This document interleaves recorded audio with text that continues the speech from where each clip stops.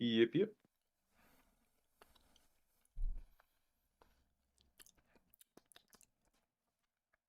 Well, hey, welcome to the show before the show, where I eat all of the peanut butter nuggets from Trader Joe's. Peanut butter pretzel nuggets. Get yours today for the low, low price of $2.69. Don't remember what they were. They were really these are so good. Value buy. Will, how are you? I'm good, I'm good. Was a little bit sick this morning, as I told you, but I Mm. bounced back, so feeling good now. Well, if you had pretzel nuggets, it wouldn't have been an issue. Yeah, true. That is what is it? Pretzel nuggets are like the gem healing thing of it's it's the gluttonous form of Mm. mental healing or whatever you want to call that. No. What do you? Wait. Alternative medicine. There we go. Oh, it's like a salt rock in your room. Yeah. You just have a giant pretzel nugget sitting in the background of your space at all times.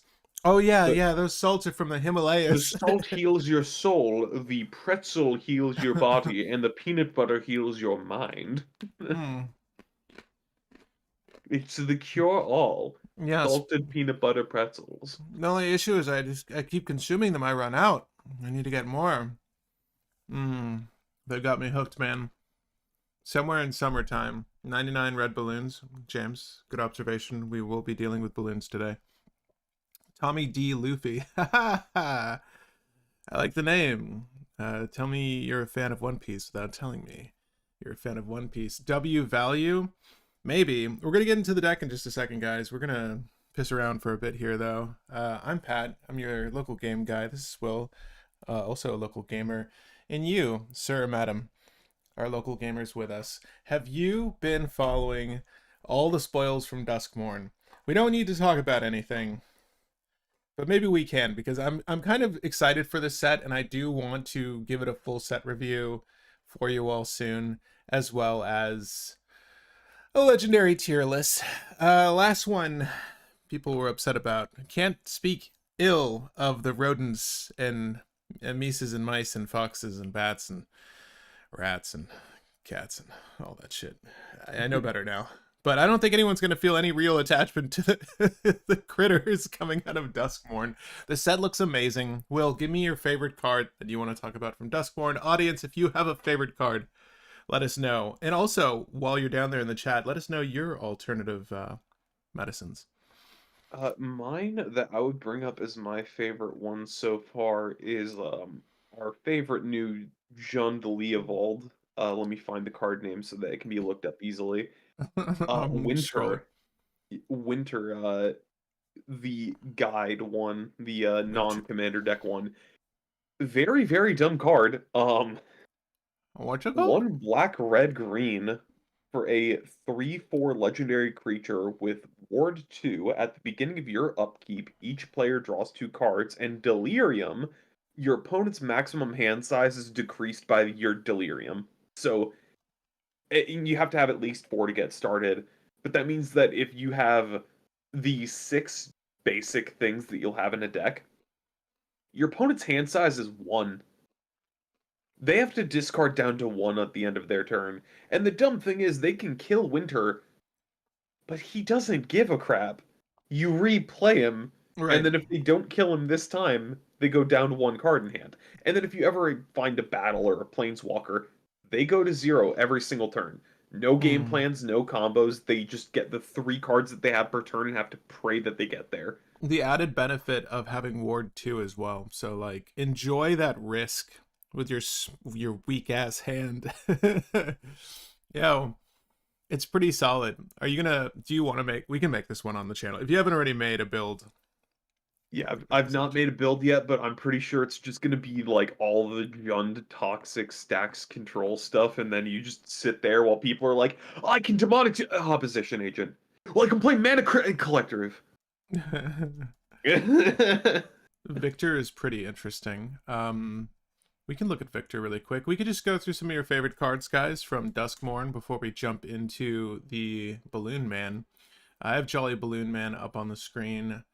Well, over here on my screen, we'll look at it in just a second. I don't know if Victor is in Scryfall yet, if that is in fact how you spell his name. Excuse me. I just need to eat food, guys. I'm sorry. So you're gonna have to suffer through me eating pretzels. I'm not actually caught up with everything yet, but there have been some cards spoiled in our Discord. If you're not on the Discord, feel free to join. They're really solid. Here, I'll just mention this one, I guess. It's a good card. They have so many cracked commons and uncommons in this set. Normally, I expect to see more generic mana attached to just things that are good. But I just want to point this one out because I think it's a really good card, depending on what your deck is doing. And even in a limited environment, I'm not sure what the set has for players playing sealed or drafting, but Cynical Loner, such a sick-ass card. So it's a generic and a white. It's kind of reminding me of that 3-1 dinosaur from Ixalan when I played. It was just a generic 3-1. It was good for trading up. This thing is a 3-1, can't be blocked by glimmers. Okay. And then has Survival, which is, I think, just a post-combat effect. At the beginning of your second main phase, if Cynical Loner is tapped, you may search your library for a card, put it into your graveyard, then shuffle. So this card alone is an Entomb, or it's a low-B creature that trades up with upside, right? It just feels kind of cracked to me. I don't know. I can't place my finger on it. I wish I had it in my hands. But for an uncommon, that feels really good. And there's just this deck. This whole set's sort of smattered with good commons, uncommons, let alone rare and secret rare, mythic rare, excuse me. It is a decent Entomb. That is all that really needs to be said about it. And Entomb is playable. This is probably playable. Well, it'll see a little bit of play, in my opinion. I think so too. There's always a target to swing at. Also, if Survival... Again, I don't know exactly how Survival reads. Like, did it need to have attacked? Because if it doesn't need to have attacked, then you can... No, just has to be tapped on the second main phase. If that's all that matters... Does your deck use Spring Relief Drum? Do you like Paradise Mantle? Do you like tapping your creatures? I'll give this girl a tap. Really good. I like it. Cool art too. A card I wanted to bring up because it's a combo card with a very beloved card, and it's the Grimoire literally next to the Cynical Loner. So it is 5 and a blue for a legendary artifact that if you cast it when it enters, you draw 5 cards. You have no maximum hand size, and you don't lose the game for having 0 life. Whenever you gain life, draw that many cards. Whenever you lose life, discard that many cards. If you have no cards in hand, then you lose the game. This combos with Shabraz. The Sky Shark. Because it says when you draw a card, you gain a life and put a +1/+1 counter on it. So, gain a life, draw a card, gain a life, draw a card, gain a life, draw a card, gain a life, draw a card, do the whole thing. Also, I realized I don't have my light on. You look good. It was very dramatic. I don't want to say anything. Thematic for DuSKmoURn. Yeah, turn it back. I honestly like it. Didn't this look good? I wish I had a way to like filter some of my light so it looked like that. Your light looks natural now, though. It looks good, and it's bright enough. You're not, the ISO isn't cranked up on whatever camera you're using. Yeah. Grimoire and Shieldred. Yeah, Grimoire and Shieldred. The thing is, there's already another version of Grimoire with all of the Lich's stuff, like Lich's Mastery. So, we've had options with Shieldred. You know what they say, Will. Liches get stitches. Don't be a Lich, kids. Okay, glad you're here for the positive vibes, James. And on that note, let's bring down the positivity by talking about a murder clown who decapitates people and blows up their heads. We all float down here. Yeah. Who puts their heads... Yeah, it's pretty much it, right? Except literally floating heads. So if you don't enjoy the theme of this set, then you probably won't enjoy this card. It's a human clown, a generic and bOrOs for a 1/4 body. Really great ass on this guy. And haste, pay 1, tap. Create a token that's a copy of another target creature you control, except it's a 1/1 red balloon creature in addition to its other colors and types, and it has flying, and it has haste. Sacrifice it at the beginning of the next end step. Activate only at sorcery speed. All right, Are there combos here? Several. A ton of 2-card combos and 1/1-card combo. Uh, you have Coercive Recruiter, which is the most compact combo, because Coercive Recruiter says whenever a pirate enters the battlefield under your control, hijack a creature, it becomes a pirate in addition to its other types. So, if you do Coercive Recruiter with the clown, you make a copy of you play Coercive Recruiter, steal a dork, tap the clown, then you make a copy of Coercive Recruiter, which allows you to untap 2 things, the dork and the clown. Then you make another recruiter, untapping 3 things, dork, clown, whatever else you want. Repeat, repeat, repeat. Yeah. Steal everybody's board, and then swing out with infinite recruiters. Mm-hmm. Or if you just happen to have a dockside in play, guys, you know, you could make infinite docksides. Yeah, you could just do that, right? Because it is also a pirate. That's good. Anything else you got for me, Will? Felidar Guardian with any Panharmonicon effect. That is a very easy one. And then we also have Village Bellringer with any effect that makes mana. So, I mean, here's the thinking. And in these colors, sadly, I do think that there's like a 3-cost mana dork in red, that something witches, Coven Witches or something. But we're probably going to stick with the 2-for-1s, the mirrors that are a little bit slower if we go that route. So bear in mind, it's not difficult to run a line with the Jolly Balloon Man. Only difficult in the sense that it's going to require quite a bit of mana. But let's say you have, I don't know, Imperial Recruiter in your deck. Okay. How does he read again? 2 generic, red, 1/1 body. Enter, search your library for a creature with power 2 or less. Okay, reveal, put it in your hand. So when you play Imperial Recruiter, provided you had, you know, an additional generic on that turn, you have 2 Imperial Recruiters. So we can fetch up the Felidar Guardian that was mentioned, and then we can fetch up a DuSKmoURn. Streetwise Lookout, right? And what does she read again? If an ability of a creature you control with power 2 or less triggers, that ability triggers an additional time. So yes, this is mana intensive. Yes, I get that.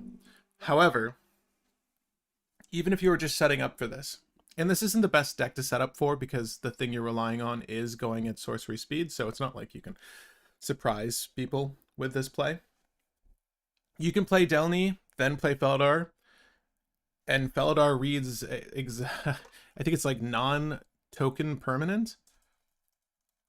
So you're very easily able to exile another permanent, a land, and then your Balloon Man, bring them back, use the land, Balloon Man, make another Felidar Guardian, repeat, repeat, repeat. You have a whole bunch of hasty balloon-like Felidar Guardians, balloon-shaped Felidar Guardians to kill the board, right? So that's a 1-card line with Balloon Man, though again, it is cost prohibitive. There are going to be other lines though, and I kind of want to just put our minds to solving any other equations. Is there a reason to put Treasonous Ogre in this deck? If we just want to jam it, right? Kind of fix mana problems, so...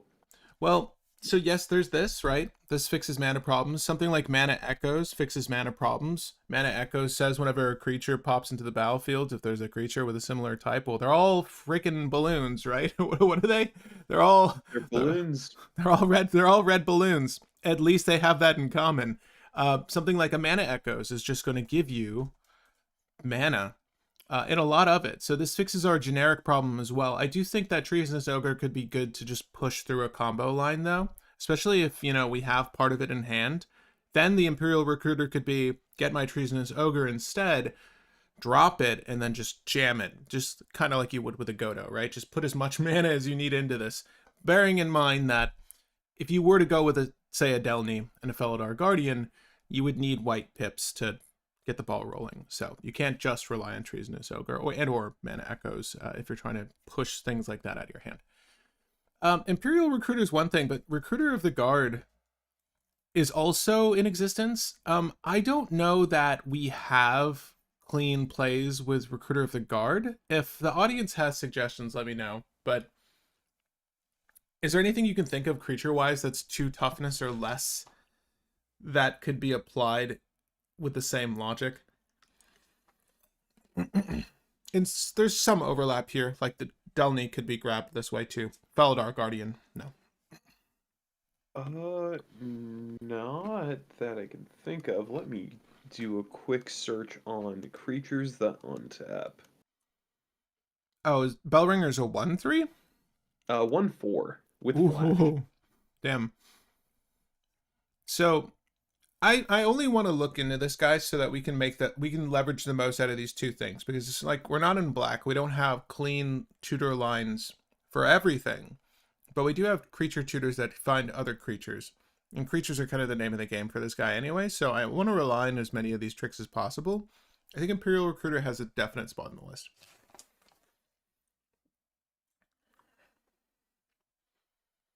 There does not appear to be any good options. To untap or exile or create a token copy or... Actually, yeah, I keep forgetting Exile Return is an option. Yeah, I think I Felidar don't think Guardian... there's a good option. It's Restoration Angel, Felidar Guardian, and then... Is there not a new one, just like in bOrOs? Right. I know Flicker Wisp exists, but I think that's at end of turn. It's end of turn. I don't think there's a good low attack one. I get off, you get out. I eat bread. Okay, we're going to do by release date. Sorry, guys, at this moment, we're just trying to find, and I probably should have narrowed this down to toughness, but I do kind of want to see what we have for toughness and power here. But the goal is to see if we can't find anything that'll help us flicker creatures. Again, we'll mention 2 already. Felidar Guardian we've covered kind of in depth. So. And Restoration Angel is the worst of the 2 because it only hits creatures. Right. We want the Guardian specifically for the land line I was referencing earlier. If you have the mana, 2 Imp Recruiters to get your Delny Streetwise Lookout and Felidar Guardian, and then you go off. Is there a clean way to kind of like Flicker Wisp here? You know what I also like? I think I mentioned this in the Discord, but I like the what is that old lady's name? When she dies, you find an enchantment and put it in your hand. Academy Rector. Yeah, it's an Academy Rector. Does not work. You cannot exile a token from the graveyard. How does she read exactly? I thought she just had to enter the graveyard. When she dies, you may exile her from the graveyard. If you do, then search for an enchantment. Never mind. Yeah. She, I thought she just had to die. Nah. The idea was to make a balloon out of that beautiful head of hers. Thank you. It's wrinkly. It's stretchy enough. Yeah, but it just wouldn't work out, would it? Okay, that's fine.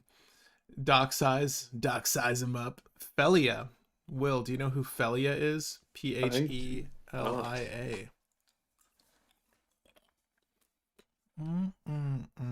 Oh, Felia is the new dog, but Felia's exile return at the end of the turn.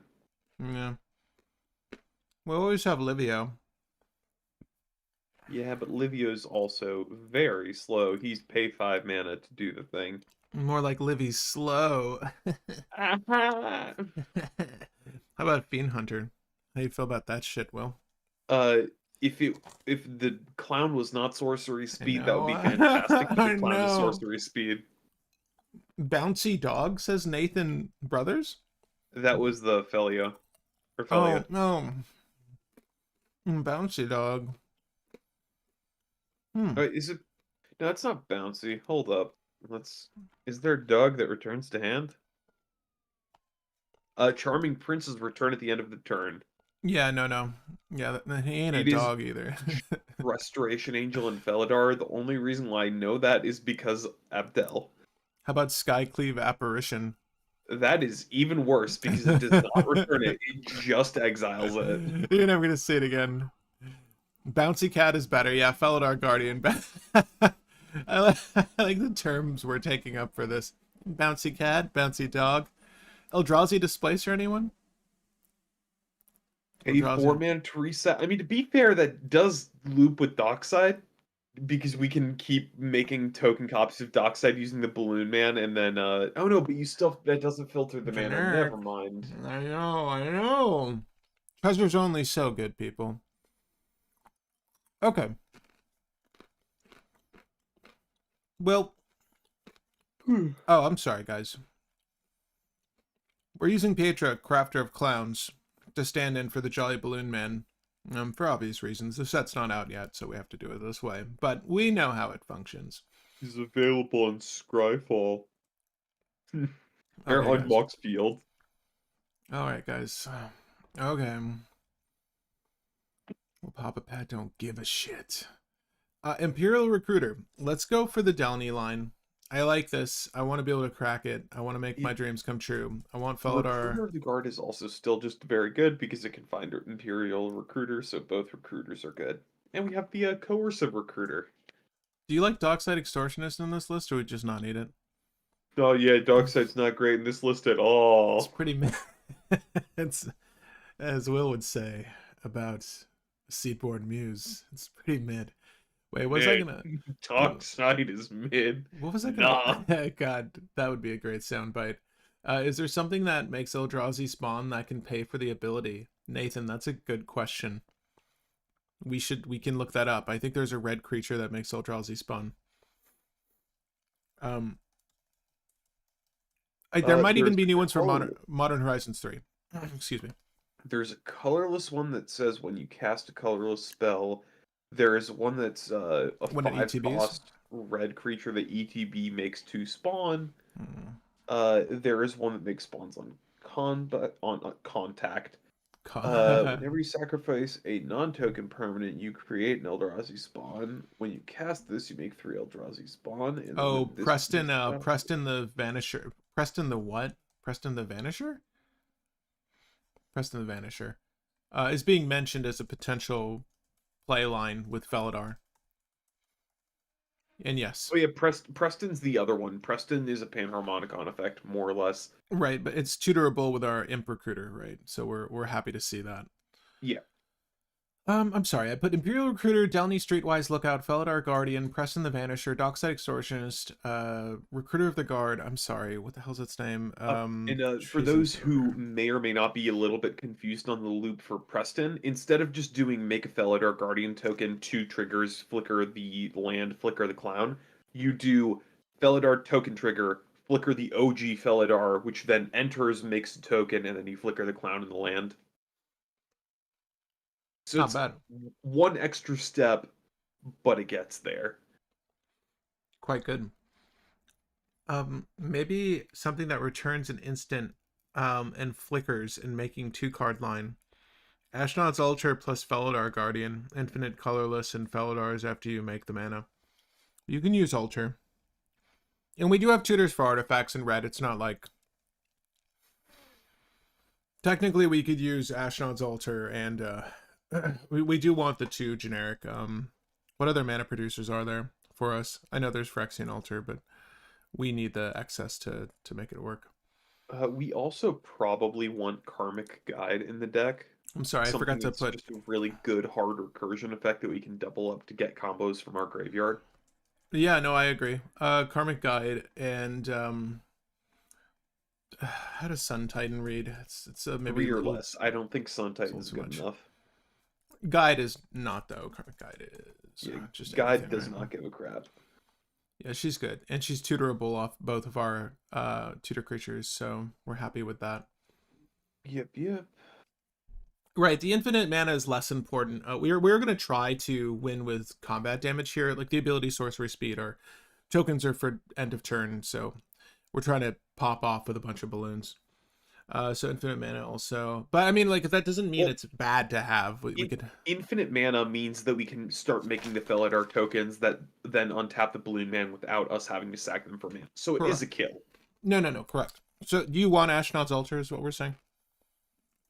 We could go for that. It works. Because you can do the same with the Ashnods and Village Bellringer. That works. Do we put the Goblin Welder in here to find it? It could be, you can find Yeah. anything really, but Goblin Welder. Sorry, not Welder. Engineer. Yeah, it's Welder's the one cost one. Good suggestion though, Pupstone. Does it need to re-enter untapped? Oh, never mind. Doesn't work anyway. Which one are you referring to, Grizzly?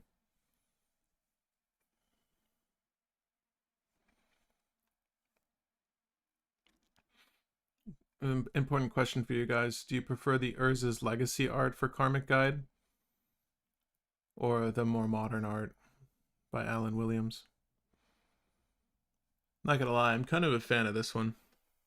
Ranger Captain of Eos was recommended, and I hard agree with it. It's We're in pretty. white. We play Ranger. We're in white, and we care about creatures. We play Ranger Captain, no I question. don't know. I feel like id and Esper Sentinel are pretty mid for this deck, man. We're trying to make Oh this yeah, yeah. CDH The well. white staples are quite mid. Yeah, we don't need those here. Uh, Speaking of creature combos, this is something Will and I were talking about off camera, but the deck, while it does have rituals and it could pop off quickly, I think we can get away with some stacks or disruption. And I think a deafening silence isn't the worst thing for us. You know what I keep forgetting exists and is probably good enough for the deck? Torpor? Angel of Indemnity. Oh. Savine's Reclamation on a creature with Encore. It's kind of costly. Yeah, but it's another Karmic Guide. Because hitting 4 or less is pretty much everything in our deck. Also hits permanents, not creatures, I believe. Yeah, permanents. What are you thinking? Would you rip this to play out combo lines? Well, I mean, if we're gonna go for rule of law stuff and eventually, we can just go play either Karmic Guide or the Angel of Indemnity, and then we get back 2 combo pieces, which then win the game. So we can just send it. Do you want to run self mill for I don't think Sabine's Wreck and Angel of Indemnity? I don't think I'd do self mill. I think I'd go for the like bash your head against a brick wall strategy. If you just send to win, send to win, send to win, send to win, eventually collapses. Because if we're doing stacks, we make it so people have to keep responding to everybody else's stuff. And then eventually we just go, okay, we got there, game. Also, I'm with you guys on Solitude, by the way. yeah, we're gonna include all the good E to B removal things. Skyclave Apparition was on that list for removal's sake, not for combo's sake. So yeah, Skyclave with removal is hilarious. No, I like Skyclave Apparition for sure. Are there breach lines? Bet there are. We need breach lines. I mean, it's a good card, Will. I'm never. Anyone tells me breach. If anyone says the word Underworld Breach, any one of those words, Underworld and/or Breach, I'm on board. Well, I mean, I don't even care if it like there's like a perfect reason for it. I don't even care. It's just a good card. More fun than Breach? Playing with your opponent's graveyard with Direfleet Daredevil. Man, thanks for bringing her up. Yeah. No, I really like this card. It's definitely a much forgotten about card. It's one of my favorite cards, especially in mono red where you just don't have that kind of value. We also have a Pinnacle Monk and Anarchist, I think, which both let you return stuff from your graveyard to your hand. Pinnacle Monk is instant or sorcery, and Anarchist is just sorcery. But how much is Pinnacle Monk? 3 red, and it's flip land. It's one of the new Bolt lands. Hey guys, what's the combo with Mirror Village Bellringer? So John Philippe Yale, because the jOlLy BaLlOon man needs to tap for mana to create a token, you can create the Village Bellringer.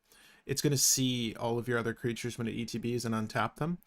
So anything, like if you had 2 Mirror, just tap both Mirror for mana. But ultimately, you'll be able to generate mana whilst making copies with BaLlOOn Man. So you just technically need those 3 cards and you have a combo, John. What about ETB removal like Loran? You know, honestly, I'm with you guys. Like, if, you know, normally we kind of go for the activate and have the flexibility of using our removal at any time, but because these tokens only last till end of turn, we can leverage more creatures that would otherwise not be considered, I guess. Like, if there are some, like, I wish there were, like, Manglehorns for us in this color, but there are Manglehorns for us in this color. What am I talking about? Let's, Grand Abolisher is something we can throw in there for sure. Yep. The old LED Salvager line with, the old LED Salvager line with this deck. I don't know that I love infinite mana here. I don't really want to press for it unless it's going towards something. One of the blink creatures. Let me add Grand Abolisher for us. And guys, if you want to talk about ETB removal, please shout out some of your favorite stuff, or ETB anything. Like, you know, ETB tutors are the first thing we started with because that's the cleanest way to get wins in a CDH setting. Just ignore 'em. Cathar Commando is a really good one. That's the Rex Sage, right, for us in these colors. Yeah, it's a Caustic Caterpillar. Oh, so we still need to. We pay 1 more. It's a pay 1 generic on top of it, but that's still 2 generic pop a thing, which is pretty fine.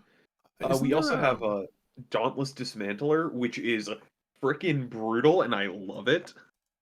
Opponent's artifacts enter the battlefield tapped. You pay XX white, and then destroy all artifacts that cost X.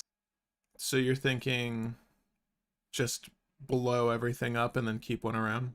Yeah, and we just keep doing that again and again and again. No artifacts. Kind of like that. I like that. I do want to look for some enter the battlefield shenanigans if we have any, or LTB without having to exile the damn thing. If you have any LTBs, because they will die at the end of turn, let me know, guys. Are we on MEL already? I wish we could be. Eel is Selesnya, or right. Selesnya color identity. Scoop Goblin line with Recruiter. The Scoop Goblin line? Snoop Gob. No, I'm with you. Yeah, I got you. Conspicuous Snoop, right? Play the top card of your library revealed. You may cast Goblin spells from the top of your library as long as the top of your library is continuous. What are the Gobos? Because you could do Goblin Recruiter, obviously, right? What are the lines for Goblin Recruiter? Do we have something if we get an additional copy of one of those goblins? Well, do we have? Is there a goblin that untaps stuff? I mean, that's a good question, right? The usual lines for Snoop Gob are Imperial Skirk Prospector on top. You use the Goblin, or you use Snoop to copy Skirk's effect, sacrificing Recruiter to play Skirk Prospector off the top. Your next one is going to be Kiki Jiki, and then you're going to tap Kiki Jiki, or sorry, Goblin Torchbearer. You're going to use Goblin Torchbearer to give your Snoop haste by playing it and sacking it, then Kiki Jiki, and then you go do infinite Snoop copies, sack them to Skirk Prospector, play Kiki off the top, and then you get any Goblin outlet that just says sack this deal damage or sack something else deal damage.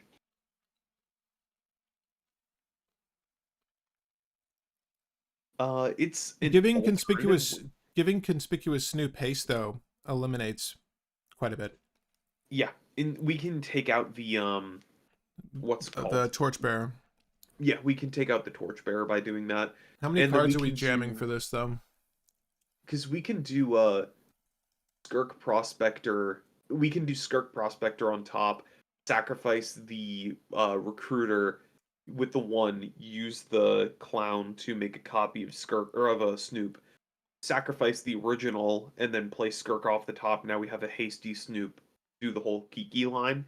So that thins down our combo to just be 2 mana to do the whole thing. Which, granted, is... We don't need the reduction on mana, more likely than not. But it does give us the ability to save mana for interaction. It's an alternative line. I don't think we need it. Let's put these cards in the sideboard for now, or the maybe board. So it's going to be Goblin Recruiter. Yeah, Goblin Recruiter, Conspicuous Snoop, Skirk Prospector and Kiki Jiki, and then something that wins the game off of having infinite goblins and infinite mana. Like Mog Fanatic. Something like that. I think Ember Hauler is the better one because that's a pay a mana, sacrifice this, deal 2 damage to something. I believe you. I'm just gonna put the Mog Fanatic for now, though. I do know that card. Yeah. We're at 51 cards, people. All right. Well, I think we add in a couple of the 2 mana dorks, and then from there we add in a crap ton of stacks and interaction. Did we add Village Bellringer yet? I don't know. No, we did not. Okay. Oh, can we look up the... We need our tutors, too, before we get our interaction suite. And because Mana Echoes is such a good card for the deck, in my opinion. Like, because Mana Echoes, Village Bellringer is game. Do we use Moonblessed Cleric? It's kind of slow. Yeah, it's an Enlightened Tutor that we can repeat. I don't know if we're using enchantments that often. Unless we're trying to find our rule of laws and stuff, but I don't know how many of those we jam, because just getting them on command is kind of a bitch, dude. Like, oh, you removed that one? I'm gonna copy this copy this Moonblessed Cleric and get another. Do we play Mom to double our ETB and shut off opponents? Yeah, the March of the Machines, Elish Norn. We could. It's not really a bad idea. What's We the could do cost that. of what's the cost of that, Mom? 4 and a white? It's either that or 3 white.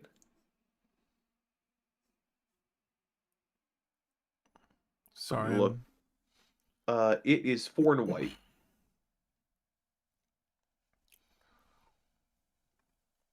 And it's it's Panharmonicon for you, and your Panharmonicon for your permanents, and then Torpor Orb for your opponent's permanents.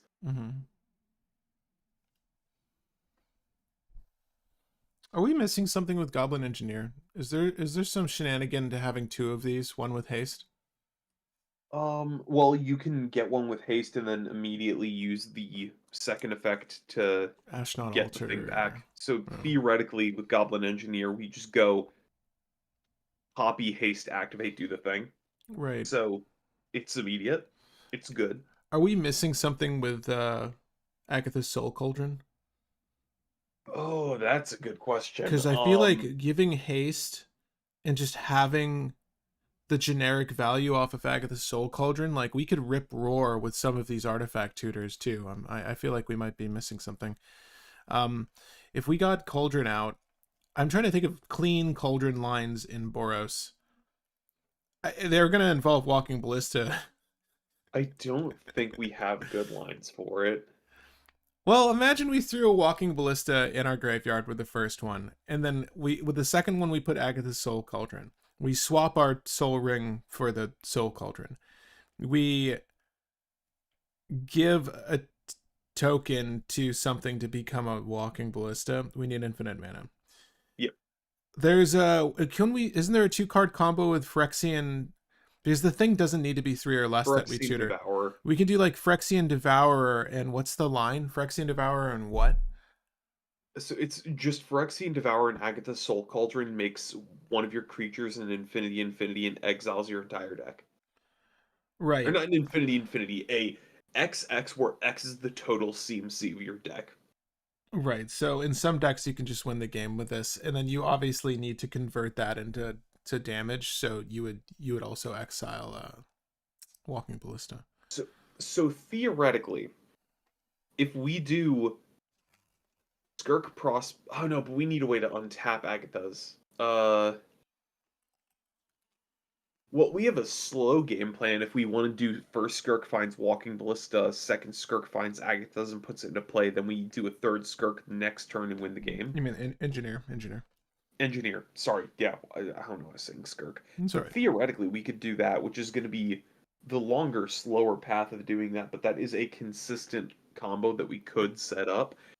I don't think we need more combos though. He's in the deck is the thing. That's my only reason for wanting to use it potentially. Also note that, you know, Pre-war formal wear also opened up some new lines. Like, that does exist now too. So pre-war formal wear could come back. And if we kill the original and bring back pre-war formal wear and get the original back, I know this is convoluted. I'm like, there's got to be something here. There's got to be something here with a Goblin Engineer. Give us your favorite Goblin Engineer combos, people. If you could have 2 artifacts in your grave and one of those artifacts could be on your battlefield, what would it be? Agatha Soul Cauldron's the first thing that came to mind for me because... Right. I gotta stop with these pretzels. By the way, guys, if you're enjoying yourself, leave this video with a like. It goes a long way. But yeah, we're gonna finish this off with tutors and obviously interaction, as Will mentioned. This video, this death. I'm gonna just sit in the think tank for a second with you all.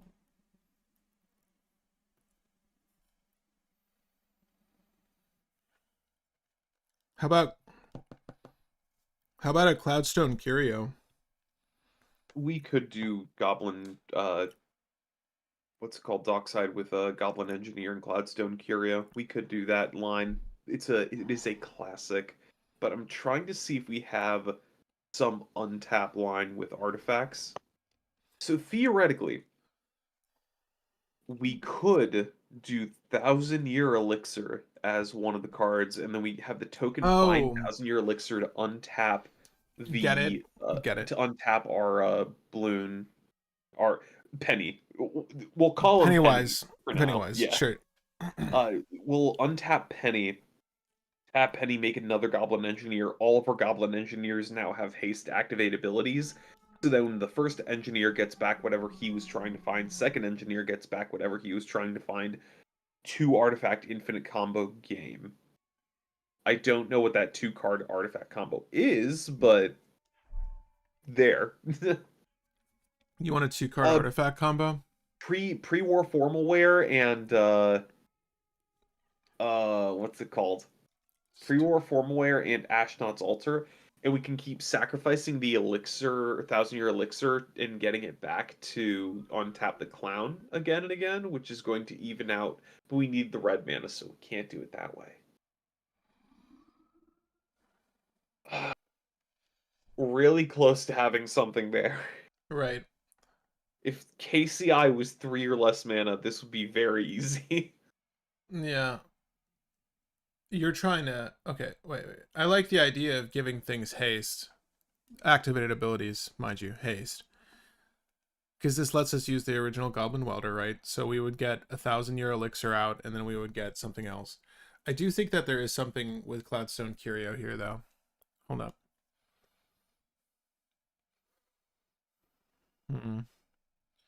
Because it just needs to be a creature entering the battlefield, right? Yeah. This will untap him. Right, so we use Cloudstone Curio to get... Okay, so... How do we do this? So, first one is 1,000-Year Elixir, second one is Cloudstone Curio. We use one of them, the fresh one, to get the 1,000-Year Elixir. The 1,000-Year Elixir enables the first one to get the Cloudstone Curio out. We use the 1,000-Year Elixir to untap the clown. We use the clown to copy the OG Goblin Engineer. It was recommended in chat, Pyre of Heroes, to turn a Goblin Engineer into a Goblin Matron searching for Dockside, and then do the Curio combo with that to be able to make infinite mana, bounce our Penny infinite times. Is Pyre a proper birthing pod, though? Wait up. Yeah, it's birthing pod, but they have to share a creature type, which they do. Goblin Matron is a goblin like Goblin Engineer. Wait. Right, it needs to be 1 plus the creature's converted power, right? Converted mana cost. So Dockside is Matron, I'm sorry. You said Goblin Matron. Yes. Okay. This does work. Hold up. Will, we're running a lot of goblins. Do we run the Goblin Recruiter and just do? So let's see. Goblin Engineer, 2 mana, and one of it's a red. Red colorless. So red and a colorless, we get that. penny copy the Goblin Engineer, activate the token copy to get back the 1,000-year elixir. Then we use the other Goblin Engineer to get back the Pyre of Heroes. Activate Pyre of Heroes, getting a Goblin Matron, paying to play a Dockside. Then we can untap Penny for 1, but we have Dockside. I'm not going to count mana from here. We activate Penny, or untap Penny for 1, activate Penny again, making another Goblin Engineer, use that Goblin Engineer, get back, what's it called? Cloudstone Curio, play something, win the game. Or untap the Penny one more time and then win the game. That is really, really, really mana intensive. How mana intensive? That's so. This is what we 2, end on: 3. four red and 5 colorless, and that's to get the Dockside out, and then we may still need to pay more mana after that, depending on how much Dockside has in it. There's a goblin with Encore that, when it leaves, gives you a treasure.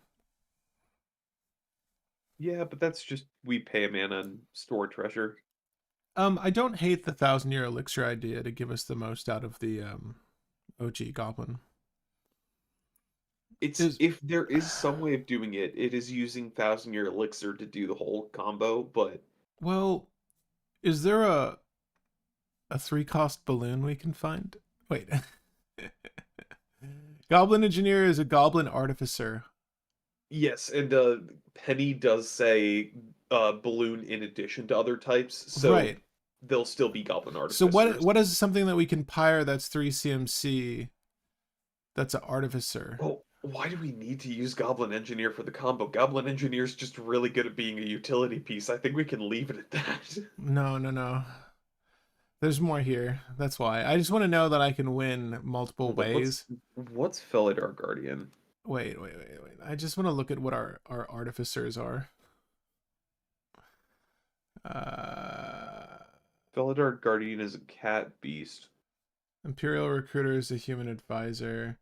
Delny is a human scout. We have human soldier, core soldier. Village Bellringer is the one I was trying to look for. So Village Bell, this is new. I like this. How did I miss this? Village Bellringer from Lord of the Rings looks dope. Untap all your creatures. A human scout. So I was like, it'd be cool if we could just Pyre of Heroes into the untapper, and then just just do that shit instead. Be way better. Phyrexian Altar's not in the deck yet, Nibiru. We don't want Phyrexian Altar in the deck either. Ashnod's Altar is specifically good because it'll give us infinite colorless. Phyrexian Altar just loops death. Yeah. Okay.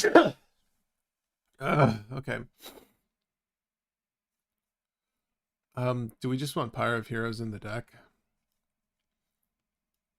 I mean, we're never actually sacrificing creatures to it. We're sacrificing tokens, so it is just get a free creature.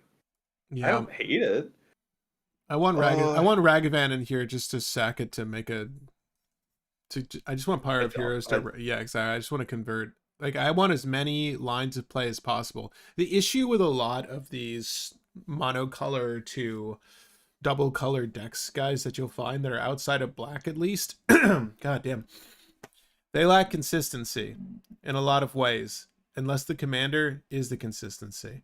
So here, we're getting a lot of value out of our measly 2 to 3 drops. So I'm trying to leverage it as much as possible. So anything that says, like, find some shit and I can do that thing twice, I kind of want to get the most out of it. So it's the only reason I'm lingering on Goblin Engineer. I don't think we need to jam any combo for it, but I do like the thought of it. If we want a Pyre of Heroes line, we could have a Bark Form Harvester so that we can turn any 2-drop into a 2-step to get Felidar Guardian. Bark Form? Yeah, it's the squirrel that's a changeling. And it lets us put things from our graveyard onto the bottom of our deck so we can find it again with Pyre of Heroes. Find it? What do you mean find what again? So put Felidar Guardian in graveyard, put Felidar to the bottom, crack, find Felidar Guardian. with It's a kind of Pyre of Heroes. cute. Are It's there the best 3-cost changeling. The second best is the Bloodline Pretender. That's the one that's it enters, you choose a creature type. Whenever another creature of the chosen type enters, it gets a +1/+1 counter. Hmm. John Philippe is saying, if you're running Pyre of Heroes and Mirror, I'm telling you that Core Tapper and Magistrate Scepter gives you infinite turns to set up. I think I know the Scepter, but you're right about I think there is a line there, but I forget how intensive that is. Yeah, so the issue, Nibiru, is that Combat Celebrant doesn't give us an additional main phase, if I'm not mistaken, and the BaLlOon Man is its sorcery speed, so we can't make additional copies to exert pre-combat on Yeah, Combat none of Celebrant. the Kiki combat loops work. We'd be jumping on that immediately if they did. They Is there would be not a oh fantastic. sorry is there not another creature that gives us a main phase or no? No, not in red. Or at Okay. least I don't think in like reasonable colors. I think we have like a 7-mana angel that does it. Oh, Nathan Brothers says I disagree. Will Mirror Entity is Yeah, strictly better. that's better than the other 3-mana one, the one that makes the enters and gets counters. Mirror Entity gives utility of just pay a lot of mana, win.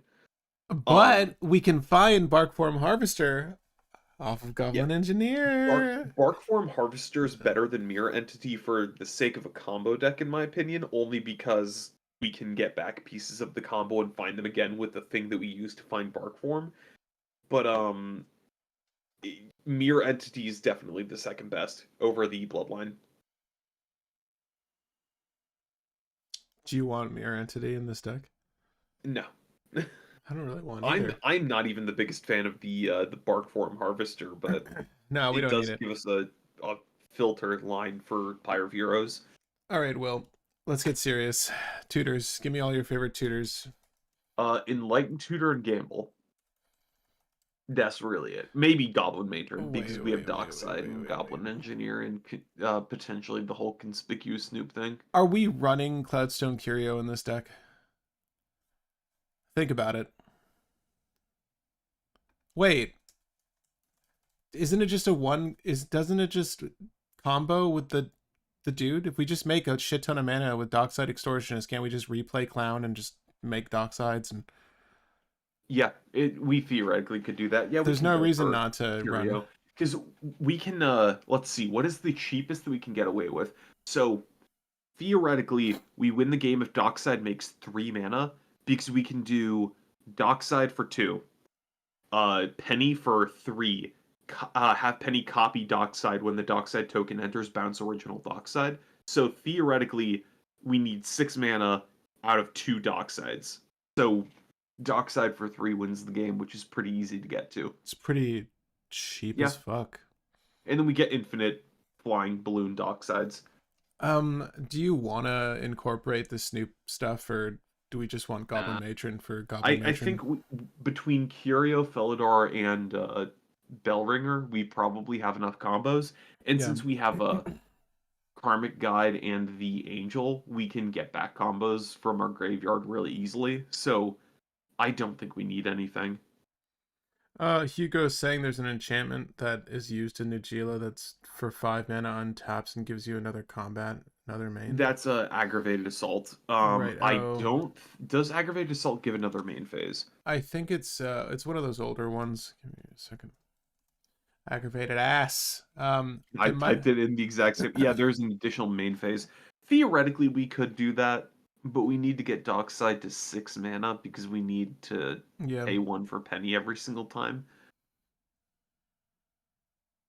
It's a thing we could do.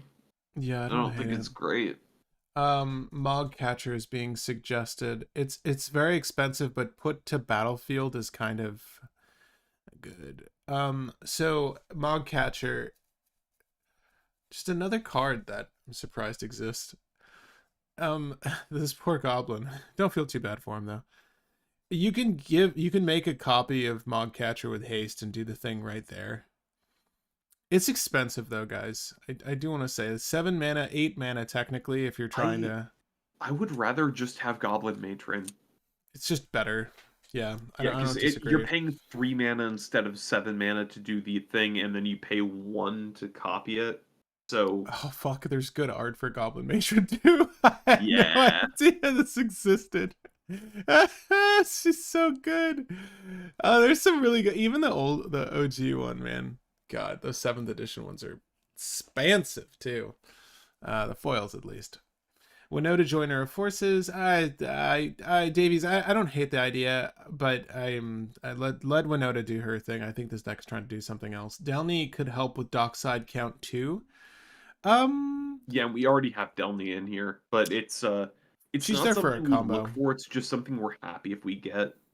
Also, do we want to add the mirror? I think we add in like the 2 mirror that make colors, and then the Ornithopter of Paradise, and we call it there. How expensive is Ornithopter of Paradise? 2 mana. Makes any color. It's arcane signet, but summoning sick. Ba, ba, ba, ba, ba, ba, ba. How about Aki Rock Speaker instead, Will? What does Rock Speaker do? When Aki Rock Speaker comes into play, add red to your mana pool. Well, the reason why we're adding the Village other Bell things Ringer. is Village Bellringer. Yeah.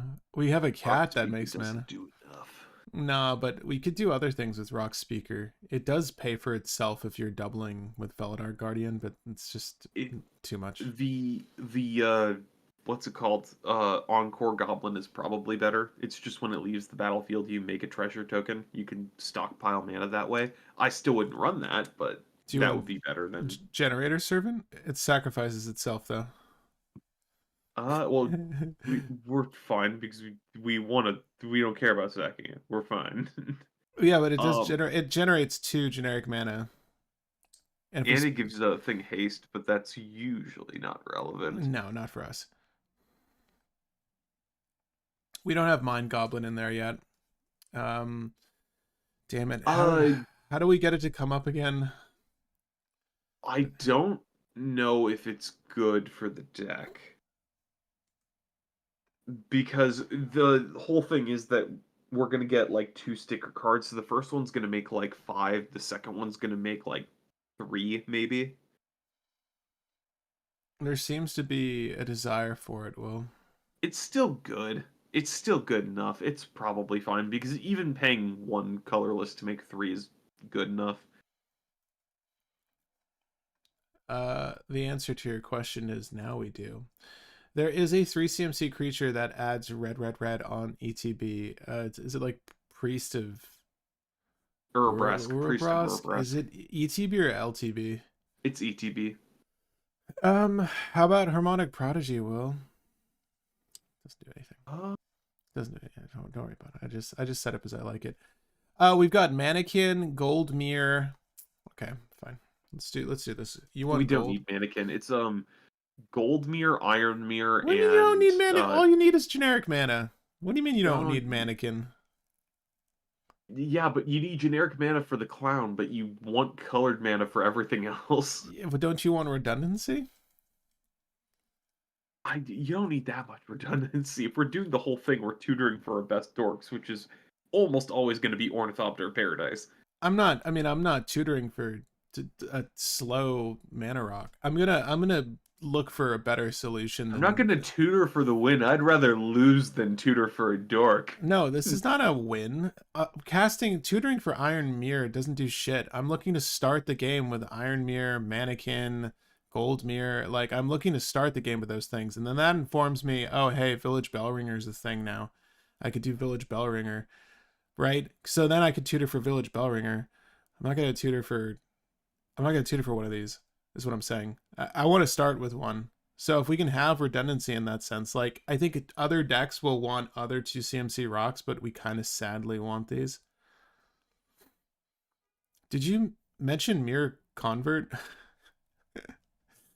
Isn't that the one that you have to pay mana? Or pay life? Yeah, you do. Yeah, we can't use that. We don't gain life for this, sadly. There's a yeah. How about professional face breaker? How about professional face breaker? Uh, doesn't work. Doesn't Well, work for mana purposes. It makes treasures.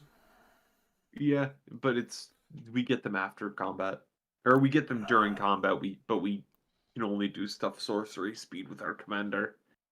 So what you're saying is you don't want it. We could do it just as a good general 3-drop, but as a combo card, it doesn't do crap. As a good general 3-drop, it's a good general 3-drop.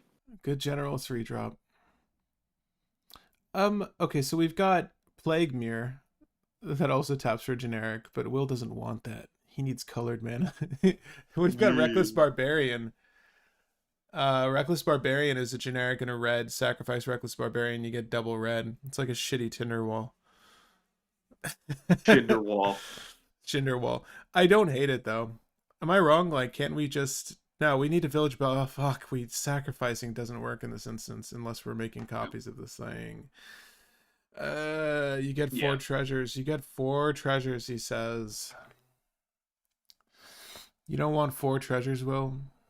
Actually, you theoretically get 6 treasures, not 4, but I don't care. 6 treasures ain't good enough for you?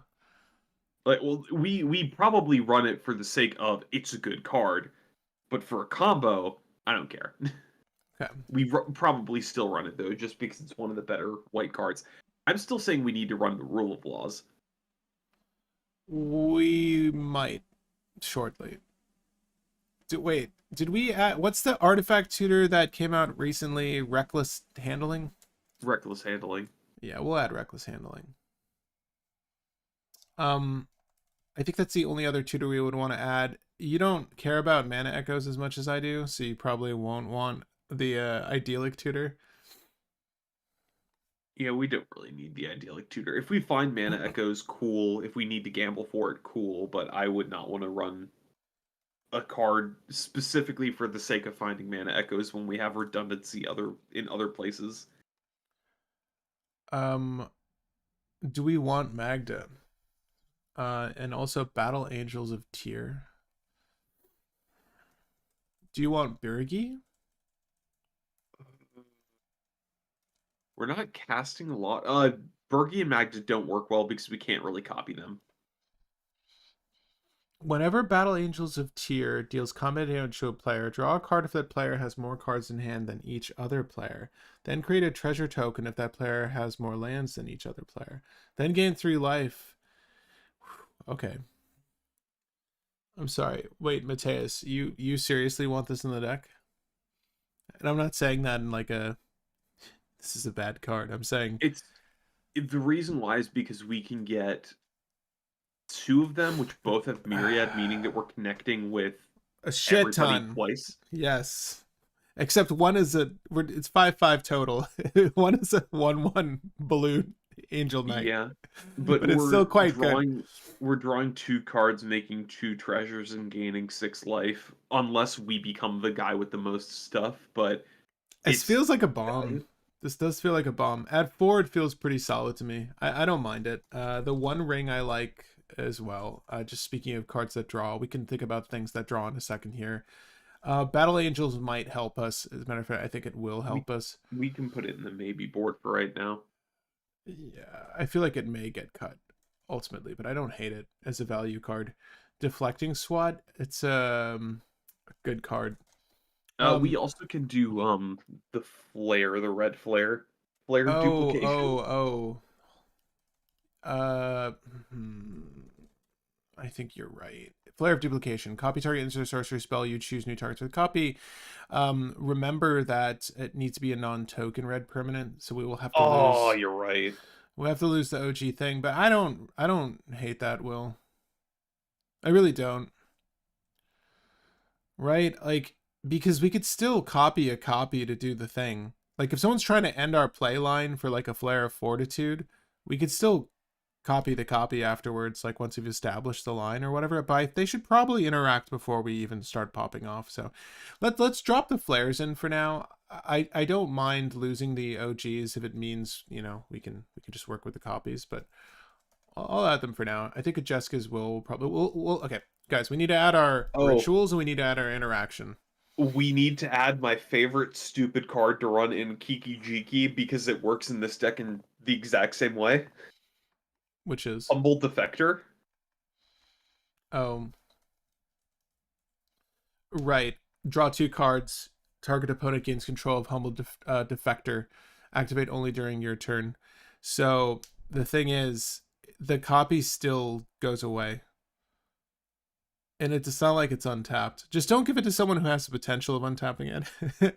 Well, it doesn't matter. Only activate it on your turn. Oh god, yeah, they're just screwed either way. I kind of like Humble Defector here. This is a good draw utility for the deck for sure. Tap our commander, draw 2 cards. It's not bad. If you're behind, it's not bad. I'm not again. It's not one of those things I would tutor for, but it's a good value engine when we have our commander out. If you're low on cards in hand, you maybe tutor for this, but you probably go for a combo before anything else. Smothering Tithe is being suggested, and Untimely Malfunction is a newer one. Smothering Tithe is probably good enough only because we kind of are mana hungry.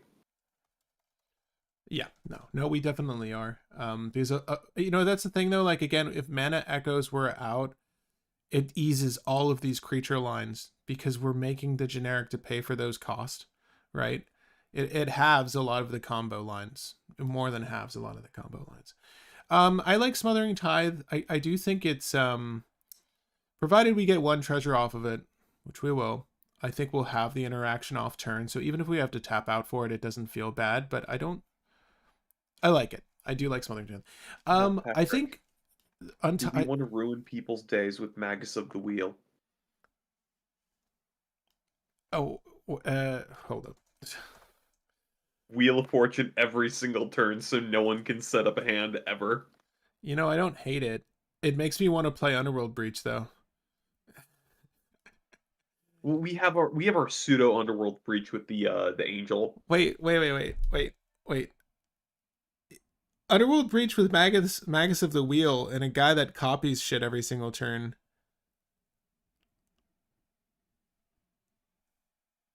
Is there not a win with this? Wait, I'm just not thinking hard enough. bOrOs. Magus of the Wheel. Okay, guys, Magus of the... Hey, let me just offer it to you guys. Ignore any potential combo lines. Just say yes or no. I want to know. Do we run it? That seems playable. If we go Rule of Law, High Noon doubles as removal and has the ability to sack it if it becomes a hindrance. High Noon. Yeah, that's the new rule of law from OTJ. Yeah, I haven't put it in any decks yet, but because we haven't had bOrOs. Now we do. Honestly, I'm really liking this leader. Yeah, dude, when we covered this set and we went over this one, I'm like, this is amazing. And then the issue was there's really not a deck for it. No one plays bOrOs. God, High Noon is sick as fuck. Okay, well, okay. I'm gonna walk us back.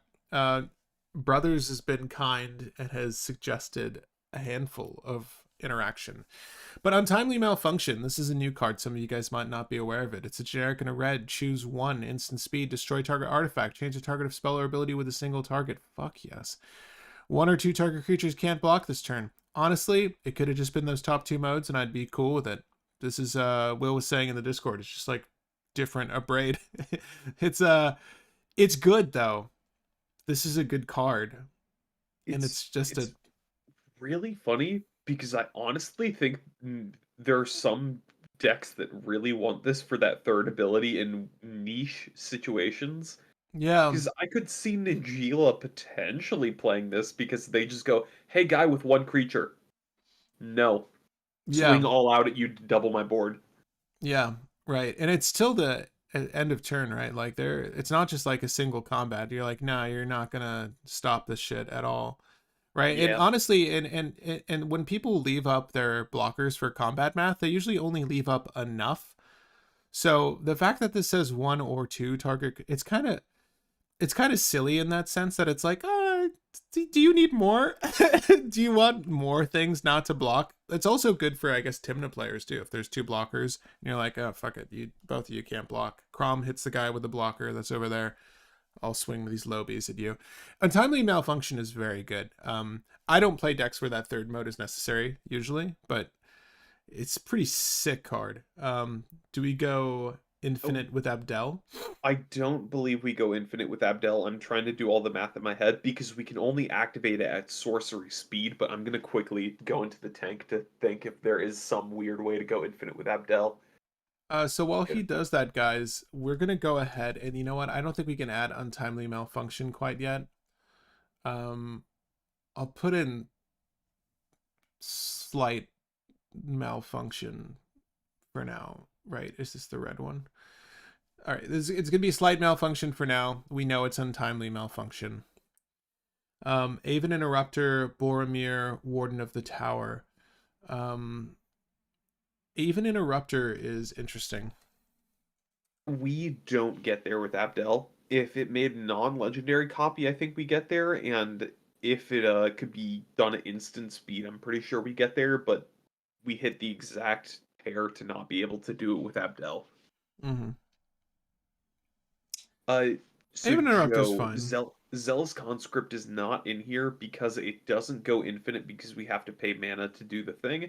But we do have Felidar Guardian, which can do the thing with a couple other cards, and we have we should add Zealous Conscript. It can hijack our lands to do the thing. It's basically another Felidar Guardian. Worse Felidar Guardian, but another Felidar Guardian. Does it work with Delny? It doesn't. Because the benefit of Delny and Felidar is that we can get both in combo. Yeah, we can get the land in the...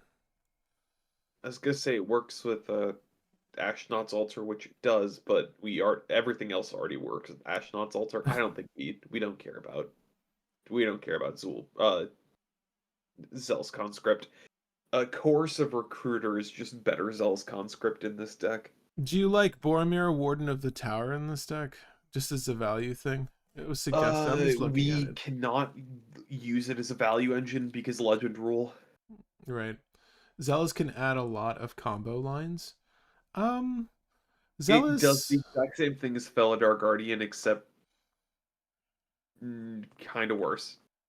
Here, let's just look at the deck really quick, guys. Thoughts on Oswald? I don't know that it's worth playing. I think we're going to try to find a hand that can play out a Dork in a turn 2 Clown, or we're going to try to find a hand that plays out a turn 1 Clown with setup and fast mana, right? Our curve is low, and it's probably going to stay this low the whole time. Our top end is Solitude and Karmic Guide right now. Karmic Guide is... Oh, did we not put in the other angel? Which? Angel of Intuitive, whatever that... I don't remember the name, but it's a weird word I've never used in my entire life. I didn't add it. I didn't know if we needed it as recovery. I feel like we could probably just roll with Savine's Wreck like everyone else and get away with it. Because if we needed to... Oh, I'm still waiting on this... Angel of Indemnity. There we go. I don't know. I never used the word indemnity. So I don't even know what that word means. Hold up. I think you can go infinite with Abdel, says Nathan, but he's working towards it. Preston the Vanisher with Felidar. Yes, Sean. If you look at our, our 4 drops here, Preston's right there. We can probably go infinite with Abdel using some other effects, but we can't go infinite with just Abdel. That's what I was saying. We can probably do other things with Abdel, but I don't think it's worth trying, because the thing is, if we could do it at instant speed, we could get an Abdel trigger, activate the Clown to get another Abdel, then do a whole loop where we keep returning the Clown and the OG Abdel, use the Clown, do the thing. But since sorcery speed, you can't stack them in a weird way. But then you have, if you could make it the Legend Rule, if you could bypass the Legend Rule, then you could do the loop using that instead. We just barely don't get there. Do you want 1,000 Year Elixir, Mage Right Stone, any of that stuff? Do you want to double down? Uh, Just get more untaps out of this deck? it's good for grind and value and removal and everything, so maybe. I know it's like what is this what space is that taking though, you know? And a deck like, as you suggested, Oswald, and I'm like, well, a lot of the stuff that I put into Oswald we wouldn't really want to bake into here, but truth is he cares just as much about untapping himself. Is there a line with like an untapper and a flicker, or an untapper and like a gain control thing? Maybe there is. Well, we'd untap the untapper, which is the exact same as untapping Penny or jOlLy, whatever. We'll call him jOlLy. Go for jOlLy. Yeah, jOlLy's card accurate, but untapping an untapper is the same as untapping jOlLy, so there's not really any kind of combo there outside of just doing the thing. All right, Village Bellringer's in there too, Jim. In Sean, yeah, we do have Preston with Felidar Guardian. That's a combo that we have. All right, let's go ahead and add our removal suite, our interaction, as well as our fast mana. Let me just go ahead and add our fast mana really quick. Mana Crypt, Soul Ring, Mox, Diamond, Chrome Mox. Are there any cool tech cards that you like running in bOrOs specifically, Will? The Rule of Law is the only cool tech card that I can really say that I care about for bOrOs. Oh, did we put High Noon in yet? I don't know if we did. We need a High Noon, Archon of Emeria, Phyrexian Censor, and OG Rule of Law. How do you spell Archon again? Is it Archon, I believe. That's right. That's right. That's how it's spelled. Okay. Archon of Emeria. Also, indemnity means security or protection against loss or other financial burden. The Money Angel. I'm adding our rituals too. Sorry, I only have Mana Crypt, Soul Ring, Mox Diamond, Chrome Mox, Mana Vault. I mean, I guess we could do Grim Monolith. Did we add Mana Crypt's in there? Did we add I have Rite of Flame, Jessica's Will, Desperate Ritual, Pyretic Ritual, Ritual. Am I missing any new rituals? Anything good? Oh, I like Seething Song actually in the deck. Yeah, Seething Song's good. But there's no new rituals. I don't think we've gotten anything new. And is there a one that's based off of goblins or just creatures? Like add red for having creatures. Hold on, because we should have a lot of creatures to make that work. You know, this is a pretty creature heavy deck. So, Nathan, the issue with Abdel and an Oblivion Ring effect is that it still doesn't go infinite because you need to actually hold on. No. Let me double check this. I'm gonna double check what I'm about to say before I say something stupid. How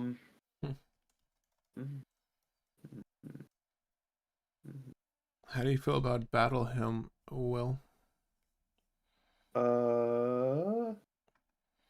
Add red mana to your pool for each creature you control. Oh, I play Zada, I'm aware. I'm gonna add it to our maybe board for now. Yeah, it could be good enough. It's the only reason I don't like it is because it's useless early game, but then it's really good late game. Cobalt's Trickery.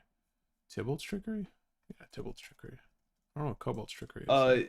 The reason why the Abdel line does not work is because of the legend rule for Nathan, because you get a Abdel with a Oblivion Ring effect underneath Abdel. Then you use jOlLy copying Abdel, get a token copy of Abdel, legend rule. You have to sacrifice the original copy because if you sacrifice the token copy, it stifles the effect completely.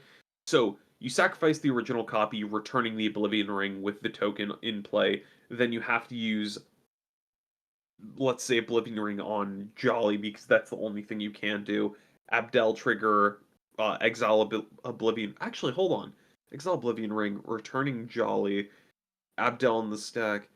Yeah, okay, yeah, that does work. Never mind. That does indeed get there. We need to run an Oblivion Ring effect to do that, though. But yeah, that works. Are we on one Didn't think that already? worked, but yeah, no, that works. Are there any new lands that we should be including? The modal stuff. We have the Witch, which is really good for the deck because it's either a creature that we can get a reusable ETB off of, or it's just a land. Hold up, hold up. Wait, yeah, no, the MDFCs for sure. Name your favorite MDFCs. Ruckus Carnival enters tapped unless a player has 13 or less life. We are never using that. Somebody has to have taken 27 damage in the game.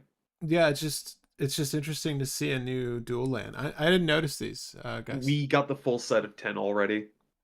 As it enters, choose a color, add 1 mana of that color. Have you seen this enchantment land? I did. Is What? Volgoth's Lair not a lair? You know, that is very true, and that is very annoying.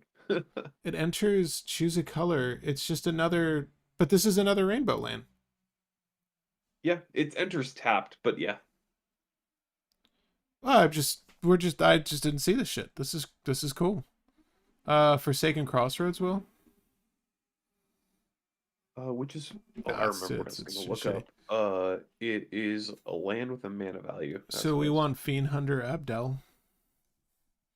No, we have enough lines. We already have enough combos that we should be fine. I'd want to run just Angel of Indemnity over running the whole Abdel line because it's just redundancy to get our combos back.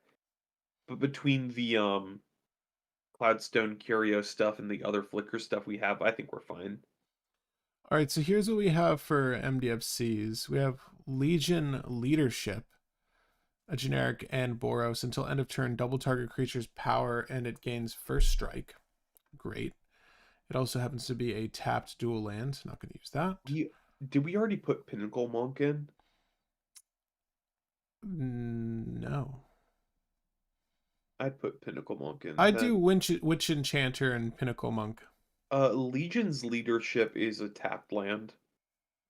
Yeah, no, I'm not going to include that. Yeah. Witch Enchanter is untapped source. Then we have the Razor Grass Ambush. Razor Grass Ambush makes the cut. We're going to cut some lands in a second, guys. What is the other red one? And Sundering Eruption. Destroy target land. Its controller may search their library for a basic land, put it onto the battlefield, taps, then shuffle. Creatures without flying can't block this turn. I We mean, don't do during Eruption, but we do Shatter Skull Smashing. sure.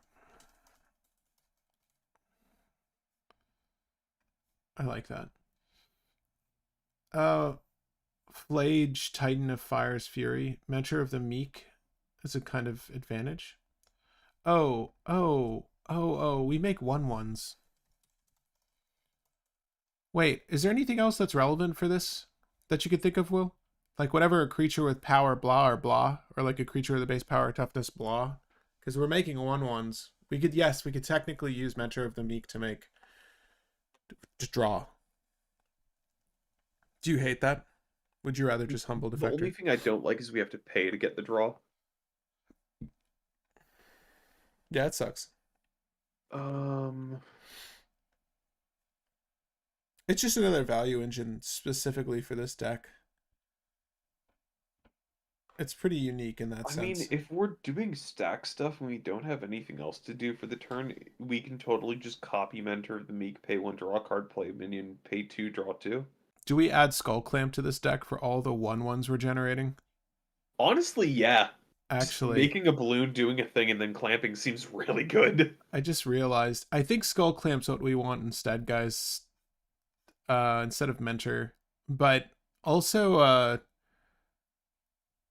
do we want to find it? Do we want like Steel Shaper's Gift or something in here? We don't have 2 pieces of equipment to rub together. Hold on. Do we do Illusionist Bracers? Oh, to copy it? Yeah, because that works with Eladar Guardian. Hold up. Hold up, hold up, hold up, hold And up. then we can do what's it Wait, called? Will, we could tutor this. It's 3 CMC. We could put this on the battlefield. It's 2 CMC, excuse me. And we can do what's it called? The modern card, the equipment guy. Why am I blanking on the name? Was banned for a while, but isn't anymore. Are you Stoneforge Mystic. Stoneforge, Stoneforge.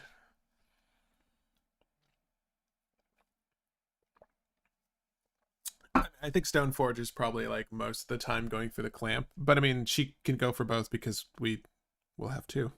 Yeah. Stoneforge Mystic, yes. There's Esper Sentinel and Welcoming Vampire. Welcoming Vampire? What is that? What's that vampire doing? What's that vampire do? What's he do well? I really love Illusionist Bracers, and I have an amazing altered copy of Illusionist Bracers that I just don't get to play anymore. So if this deck checks out. Oh yeah, Welcoming Vampire is the mentor of the meek, but you don't have to pay, but you only get one trigger per turn. Oh, was there a new card that was relevant, made Sarah's Sanctum relevant? Did you see that there's like an enchantment legendary? In white. Is the white black guy? Maybe. Yeah, he's white black and he has the eerie effect, and it's like first one is Surveil 2, second one is each opponent discards a card, and then trigger 3 is reanimate a creature from somewhere. Is that what you're talking about? I think so, yeah. He's pretty good as just to screw everybody. I'm gonna stacks out of the game commander, because if you just keep going, I get 2 enchantment triggers. Everybody discard a card except me while I fix the top of my deck. Do it again, do it again, do it again. And then eventually just going, okay, I'm gonna reanimate somebody's Razaketh or reanimate somebody's big thing. He's interesting. I don't know if he's a actual pure enchantment commander or if he's just a weird trigger commander, but he can do things. Charitable Levy. You ever see this card, Will? Charitable Levy? Bergey's not on the list. We are not storming. Non-creature, it's a tax. Non-creature spells cost 1 more to cast, so it doesn't affect us much. Whenever a player casts a non-creature spell, put a collection counter on Charitable Levy. Then, if there are 3 or more collection counters, sacrifice it. If you draw a card, then you may search your library for a plains card. Put on. That's really not that bad. It's not going to last that long. Yeah, but that's not bad. Creature, I would add that, but it's not. Oh my god! No. But I actually, mean, if that was a creature, I wouldn't add it because Dark Commander doesn't actually work well with that. But no. Nah. I like rule of laws over tax effects. Does Goblin Matron work as a 2-card combo with like Kiki Jiki and Dockside?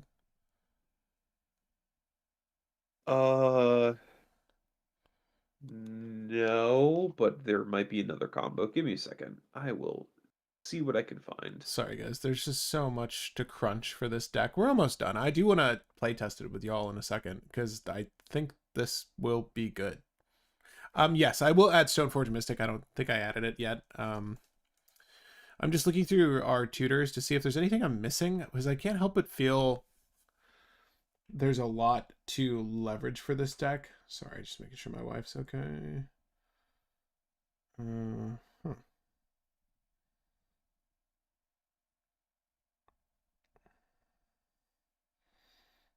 Shit going off. Okay. Talk me down from buying an Omega Speedmaster. Well, sorry, that's a separate conversation. It looks like people want Magus of the Moon. Or Magus of the Moon. Magus of the Wheel. I mean, why not both? But I don't know if we're equipped for the amount of red. To be fair, if we have a rule of law and Magus of the Moon, that is just rude. That is so rude. Amiria's call for blind obedience. Amiria's call for and blind obedience. Oh, Sundial the Infinite. Nibiru over here with the big brain plays. Bro. Yes, you can keep things permanently by doing Do you like that, though? I Well, don't if we leverage like our untappers and make just a shit ton of things that are just gratuitous and just kept them around, it's pretty nasty. Is that like good? we can stack like 20 rule of law effects and no one ever gets through rule of law, but that's pretty much all that we do. Everything else that we want to copy is an ETB effect or an LTB effect. So Or blow up, which I might want to take out. We'll see. We'll see. We'll see. We'll see. How about the claims jumper? Well,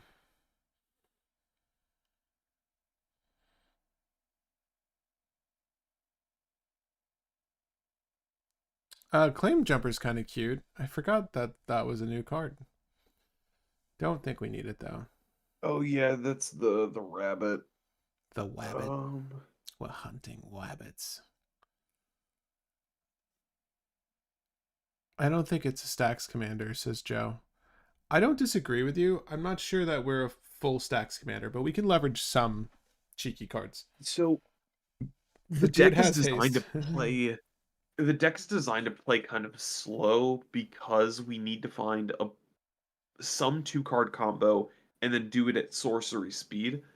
I think just setting up one piece and then waiting for next turn, then setting up the other piece through rule of law is probably the way to go, and then we just have ways of getting our combos back so that we can just keep pushing combo after combo after combo until we win. So I think it's a stacks commander, but it's a very unconventional stacks commander. I don't disagree though. I think we could find ways to win efficiently, win quickly. Is there any sense in doing Bomberman lines? Bomberman lets us grab any artifact from our grave. What's his name? Oriok Salvager. Sorry, there's so much to chew off for this deck. There's a lot of cool shit you can do with this one. I also want to just look like a power less bOrOs. It doesn't need to be a creature. I just want to see what we get for power less. I'm gonna say it again. I prefer Angel of Indemnity over the Orion Salvager. No. I prefer neither. I kind of want to keep it low to the ground. I do want to keep it low to the ground. I think that's just too costly of a card for us. But I'll put it on the side for now. Did I not already?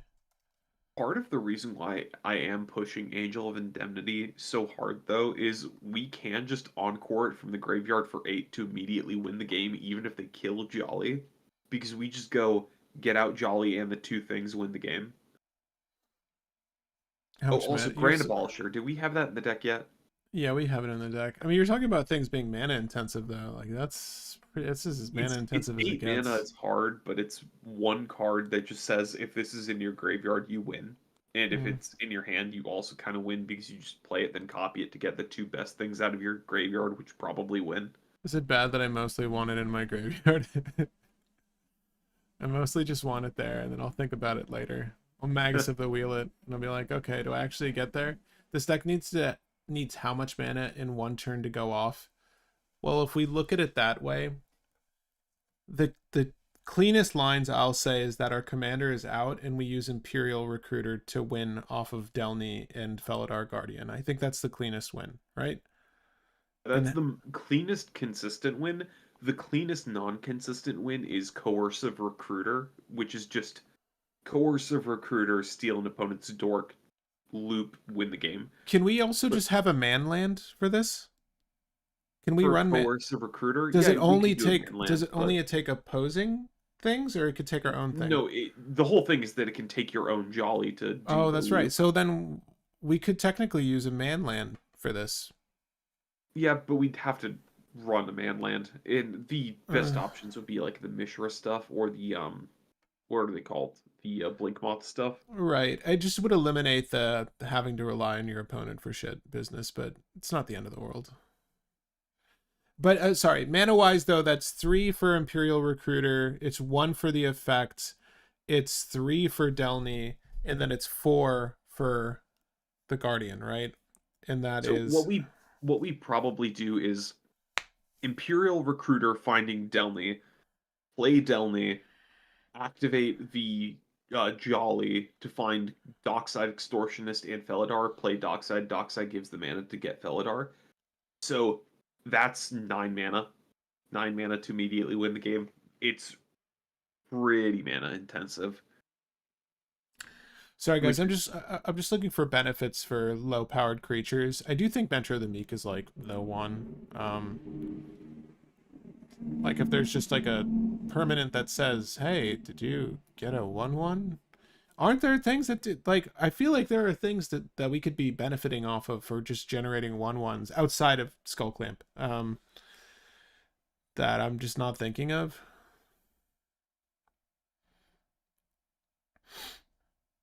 No, like right here, this Enduring Innocence. Oh, this is a new card though. Whenever one or more other creatures you control with power 2 or less enter, draw a card. This ability triggers only once each turn. But the thing is, if we like copy this Sheep Glimmer, well, the new one's gonna draw, right? Whenever Enduring Innocence dies, if it was a creature, return it to the battlefield under its owner's control. It's an enchantment. I don't understand. that won't work with the token copy because it goes Yeah. to the graveyard, ceases to exist, can't return. We do run Jessica's Will in here, and I Yeah. may be missing something. That's a sick ass card though. Enduring Innocence. Yeah. Uh, Also, do we already have Treason Soaker in? oh yes, Yeah. oh yes, we do. Good. Good, good, good. You know what's kind of cute? Would we ever want to steal and copy our opponent's shit, like a Wrangle or Claim the Firstborn? Uh, Probably not, because we only keep it for a turn. Unless we Only send main out things of that the you'd see is like infinite steal a Dockside or an Imperial Recruiter to do the thing. to copy it. Yeah. Yeah. I guess there's no real value there unless it was like a creature tutor or something, or we steal like their opposition agent to just get it off the field, get it off our end of the field. I don't hate that, but I guess we'd rather just bolt it in any case. All right, well, we need to do removal interaction. I put Zoyo's Justice, Tybalt's Trickery, Deflecting Swat, the MDFC's Solitude, Skyclave Apparition. Okay, let's do like Swords to Plowshare. Swords to Plow. Cheers. We're going to use, why can't I remember the other one? Path to Exile. Actually, over Path to Exile, I like using the new one, the Destroy Target Creature Manifest Dread. What is it called again? I will find it really quickly. I like Claim the Firstborn quite a bit. It does only grab a 3 CMC and under, but that's most of the things. Unwanted Remake. This card's really good, guys. If you've never used this card, But fun thing that we can do with Claim the Firstborn is steal a commander, make a token copy of the commander, and then kill the original with the legend rule. I do kind of love that. Oh, is this another one of those that it just isn't out yet? Yes, it's probably not out yet. It's from the same set as our commander. What is a good 1/1 I can just put in here as a stand-in for Unwanted Remake? For now, we can do Path to Exile. Or not Path to Exile. Yeah, Path to Exile. Sure. Can we fit Winota? I don't know if we want Winota or Feather. Do we want Lightning Bolt, though? Yeah, Lightning Bolt's just generically good. Soul Partition. So we need Silence. From here, we probably run the cards that I like Orm's are just good ETBs, like what's her name of the third path? Final Showdown. I thought his name was something of Feldon of the Third Path. No, I'm thinking of Loran, I think. Okay. Yeah, Loran of the Third Path. We want Final Showdown of the in third here, path. right? The Feldon of the Third Path is one that's in there as well, but we don't run Feldon. I don't think so. Do you want Claim the Firstborn? Is that too cheeky to just like take their shit and then kill it? It's a kind of roundabout way of doing it, though. It's like 2 mana kill a commander. Wait. What are the best scenarios, though? What are the best scenarios? Because what if we take the dork this way? Like, this is just another way to get the dork. There's more to it. I think that having a creature steal effect is actually quite useful, especially if it untaps it. Felidar returns under its owner's control, right? I know this for Bellringer. Never mind, that's fine with Bellringer. Yeah. Yeah, we could do Kind claim of the a firstborn. kind of like a multi-utility. That's as far as I would want to go. Yeah, no wrangle, just claim the firstborn. Right. I think if you go stacks, you can play land destruction. Now hear me out. We steal a Nadu, activate jOlLy to copy the Nadu, killing the Nadu, but also getting the trigger off the target. Then we get a Nadu, and then we can target that Nadu with stuff. Mm. Oh, claim the firstborn is actually a way to get 2 activations in 1 turn as well. Oh yeah, with untapping jOlLy, yeah. Yeah, that's actually kind of a cheeky way to get our own effect twice. And you know, leverage the skull clamp one more time or whatever. I like it. It's good. It's good. It's at 1 CMC, it's good. Take a Timna draw 2. Yeah. Oh, I'm sorry. Do we want to add Dranith Magistrate? Yeah. We Any other... probably also have Aven Mind Sensor in here. Do we though? I fucking like Aven. Do you want Aven Interrupter? It was brought up earlier. I wish we could use jOlLy at instant speed. Yeah, I know. To just take it off. Just take it off the stack. Then I would 100% include the Mage Right Stone and Thousand Year. Like, if I could leverage this shit off turn, yeah, let me leverage it all the time, please. This is a fun deck to build. There's just a lot of ins and outs to what we're doing. I think it's going to play very, very well. I don't know that this is the most trim list, though. Aven over Censor. I like Aven Interrupter just a little bit more than Censor. We don't have Kiki Jiki in here because we're not trying to add those lines, but we did put them on the maybe board along with Battle Angels of Tyr and Angel of Indemnity, and then I think Mannequin for my sake. Though, we could just toss in Kiki because Kiki Bellringer and Kiki Philidor are combo wins, so might as well like run them just because we can.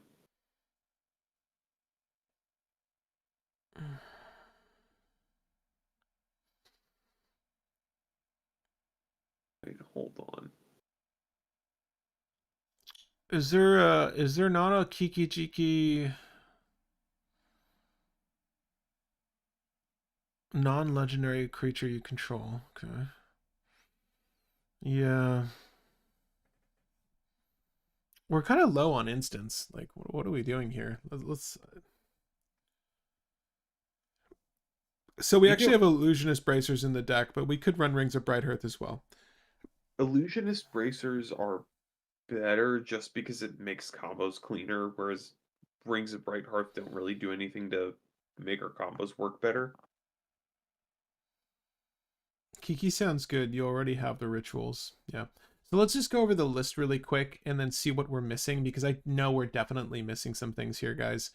Jeska's Will, Reckless Handling, Shatterskull Smashing, Slight Malfunction is a one-off. It is technically Untimely Malfunction, which is really freaking good. Winds of Abandon, I like it. It's just mass removal.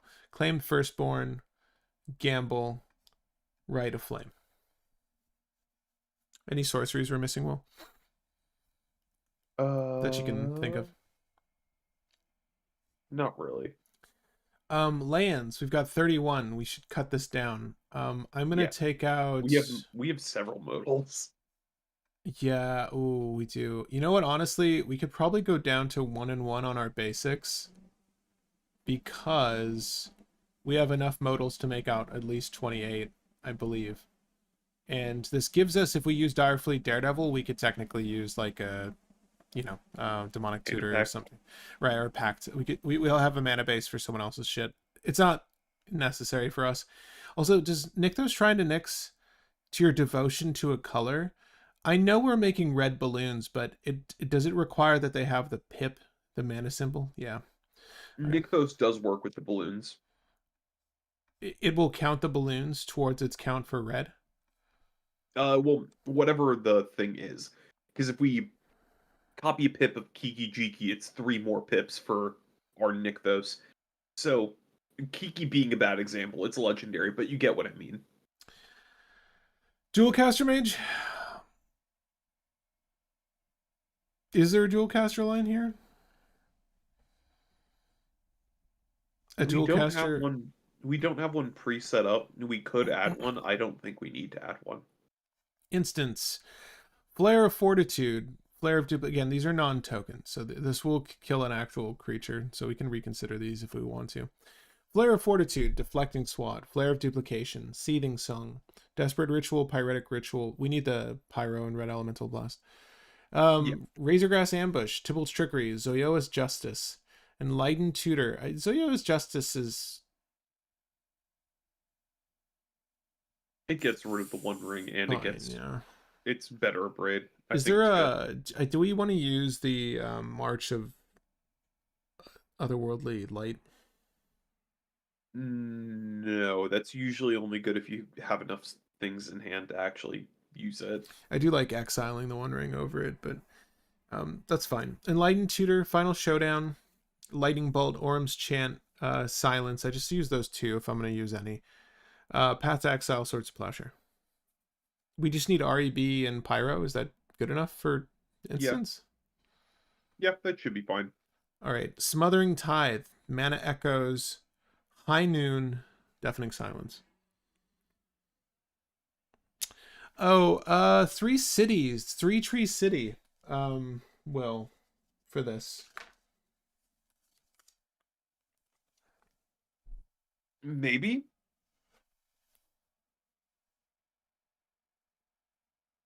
We do definitely have creatures. I don't know if we have a consistent creature type among our things. We probably Balloons, Will. Hmm? Balloons. No, we have 1 balloon on board at a time usually, or 2 billion. Add an amount of mana of the color equal to the number of creatures. Yeah. Well, so humans, goblins, and Only reason I say humans is because humans are like one of our most used creature types, and our commander's a human, so it's one off our commander, one off the other thing on board, and one off of tapping to make the balloon. Touch the Spirit Realm was another suggestion. Yeah, we can add that. I forgot to add it earlier. It was brought up earlier, but Fanatic of Mogis. This was something that was brought up a little while ago. For 3 generic and a red, 4/2 body, so Recruiter of the Guard can find this. When Fanatic of Mogis enters the battlefield, it deals damage to each opponent equal to your devotion to red. Is this like a finisher? We don't need it. It's kind of cool. I don't mind it though, Matt. You need 4 to go even. You need 4 to go even on the, on the land. High Noon and Deafening Silence. Seems good. Let's go to artifacts. We have the One Ring. Seems good. Ashnod's Altar, Cloudstone Curio. Those are combo cards, obviously. Grim Monolith, Illusionist Bracers, Pyre of Heroes, which is kind of just Value Town, but there's other things we can do with it. Mana Vault, Skull Clamp, Soul Ring, Mox, Chrome Mox, Mox Diamond, Mana Crypt. We're kind of slight on artifacts, so I don't want to use a Mox Opal. Mox Amber is not good enough. We do need Lotus Petal and Jeweled Lotus, though. So REB, let's just add those really quick. We need REB, Pyro,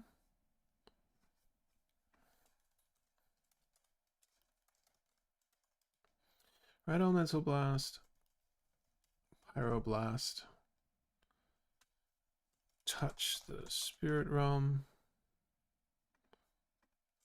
Lotus Petal, Jeweled Lotus. Sunspine Lynx is better than Mogis. We'll see about that. Sunspine Lynx. This is the new one. Players can't gain life. Damage can't be prevented. When Sunspine Lynx enters, it deals damage equal to each player equal to the number of non-basic lands that player controls.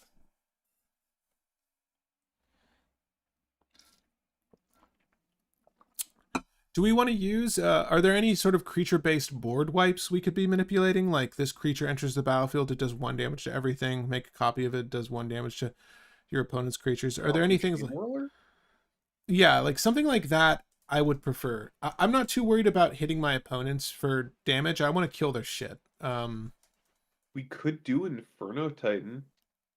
It's a little... That's kind of costly though, isn't it? Is he 4? Well, so it's 6 mana to get it out, but then the thing is, it's ETB and attack, deal 3 damage divided as you choose.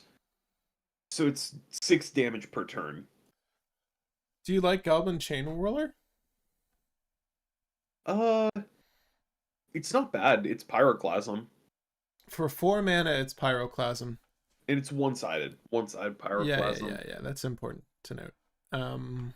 It's not the worst. I don't really like it for the deck, but I will keep looking to see if there's a better option for us. Yeah, please do. Also, do we want to use the Heat Hook Massacre? The Spiteful Banditry. Yeah, is it good enough here? Probably not. Spiteful Banditry deals X damage to each creature.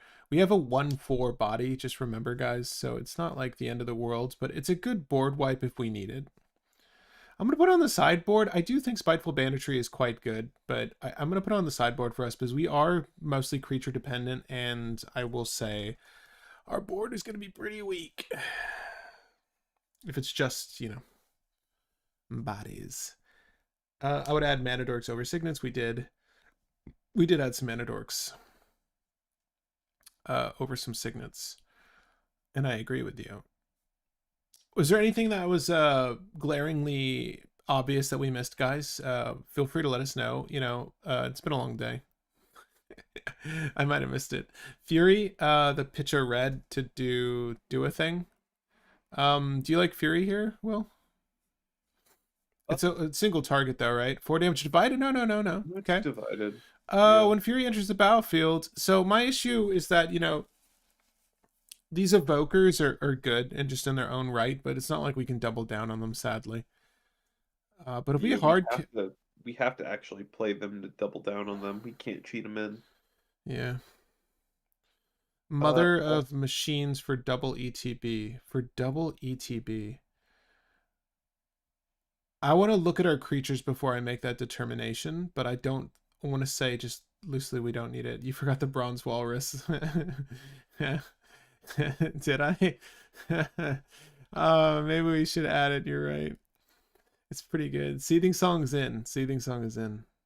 All right, Will, hit me. Are we gonna roll with Kiara, the Tide Fury? If we want something that's kind of dumb and kind of interesting, we could go for Palace Jailer. ETB, you become the Monarch, and ETB, exile target creature an opponent controls till you lose Monarch. It's a good card. This guy's been good for a while.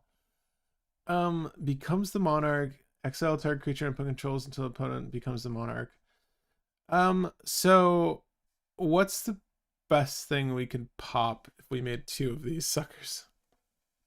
We just hit the 2 big things that could potentially hit us, and then we keep copying it every single turn to keep hitting more and more things. And always make sure that we have the Monarch. Copper Tablet. Return the Favor. Return the Favor? Is this a new one? Will, I'm not off this idea that you brought up. Just give me 1 second. Spree, copy target insert a sorcery spell, activated ability or triggered ability. You may choose new targets for the copy. So this is Return the Favor. We could literally make duplicates. Huh.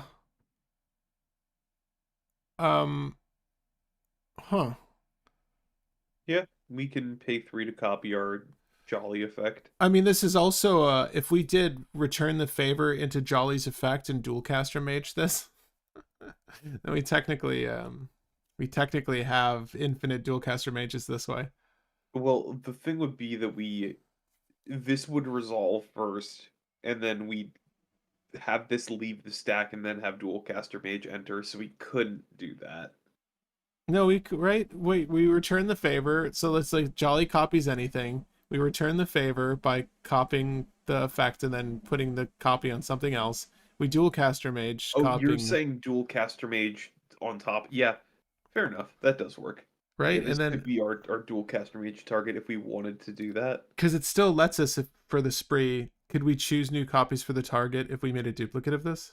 Or are the targets selected? You have to choose the same spree choices, but you can choose different targets. Okay, well, I mean, we're not doing Dualcaster Mage. Sorry, not to get anyone's hopes up. Well, I mean, well, there's too many combos, I think, is the issue. And I'm having analysis paralysis with, like, the includes.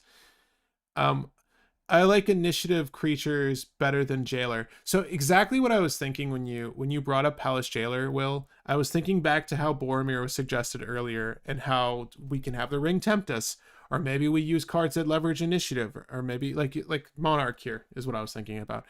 Are there any like venture into the dungeon? Is there something we're missing with like some shit like that I just don't think about regularly? Is there a good dungeon for us to venture into, like that just flickers the thing and like continues the chain, or like I honestly don't know what the dungeons even look like. How do we even look up dungeons?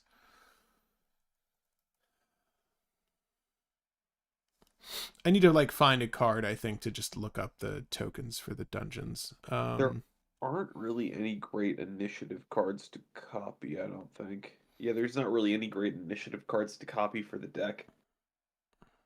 Because you have one that is basically Seedborn Muse if you've completed a dungeon. You have another one that is give some of your stuff protection, which doesn't really matter for our deck too much. And then you have just things that basically just say ETB, venture into the dungeon. Do you want to do Mondrak, Glory Dominus, make duplicates of our tokens? It's maybe a little win more, I think. We're probably getting enough out of the one. And White Plume Adventure was suggested as an initiative taker. So White Plume Adventure is the go-to one that everyone refers to. It's ETB, take the initiative. At the beginning of each opponent's upkeep, untap a creature you control. If you complete a dungeon, untap all creatures you control instead. I don't think we care. No, I don't think we care either. All right, well, we're definitely over count, so we need to cut some cards before we can start doing anything else. The last suggestion, though, was Chaos Adventurer. Caves Adventure? Huh? Chouse Adventure. Chouse Adventure, yes. When it enters the battlefield, gain the initiative. So amazing ass art on this card. When Chouse Adventure attacks, exile the top card of your library. If you completed a dungeon, you can play that card without paying its mana cost. Otherwise, you may play that card.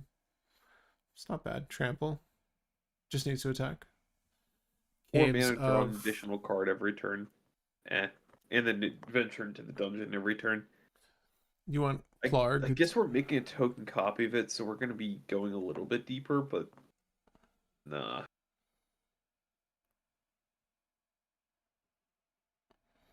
Augusta, Dean of Order. Other tapped creatures you control. That's right. All right. Oh, the Ocelot Pride is a hell of a card. Ocelot of Pride. Oh yeah. That does dumb stuff, doesn't it? This is a new mythic, yeah. At the beginning of your end step, if you gained life this turn, create a 1/1 white cat creature token. Then if you have the city's blessing, each token you control enters the battlefield this turn, create a token that's a copy of it. Holy crap. City's blessing is 10 or more permanents. Yep.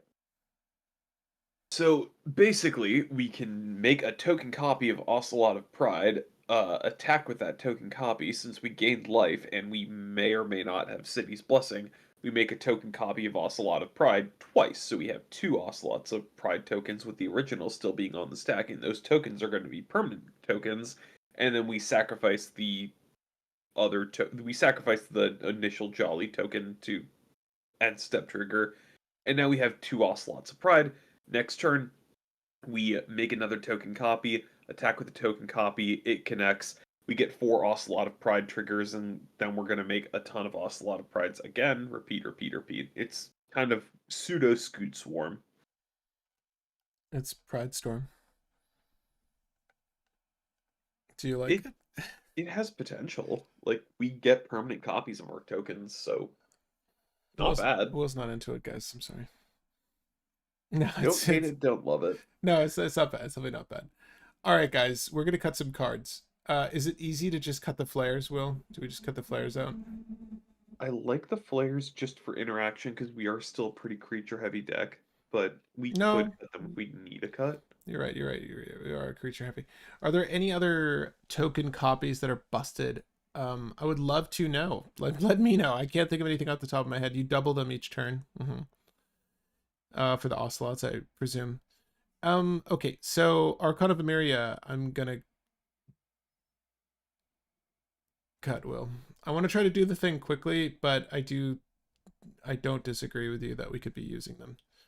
Have you seen the special guest Stoneforge Mystic? Not in a while, I don't think. From OTJ. I didn't know she existed. This existed. This is so cool. We need to cut 2 more cards, Will, and then we can playtest this deck. Dauntless Dismantler. We've got, okay, let me just start from the top. Felidar Guardian, Preston Vanisher, Treasonous Ogre, Witch Enchanter, Delny Streetwise Lookout, Goblin Matron, Imperial Recruiter, Magus of the Wheel, our clown, of course. Professional Facebreaker is just in there for value.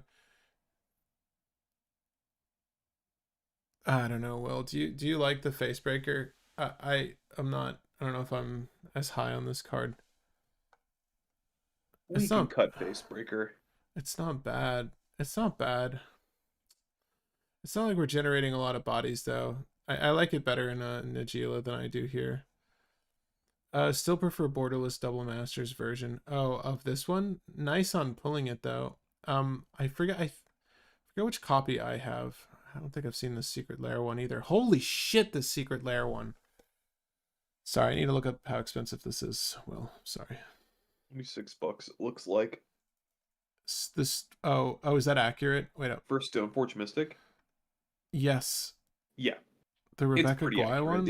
It'd probably be off by like $2 maybe, but please gift this to me. Someone in the audience. I'll give you a PO box. That one.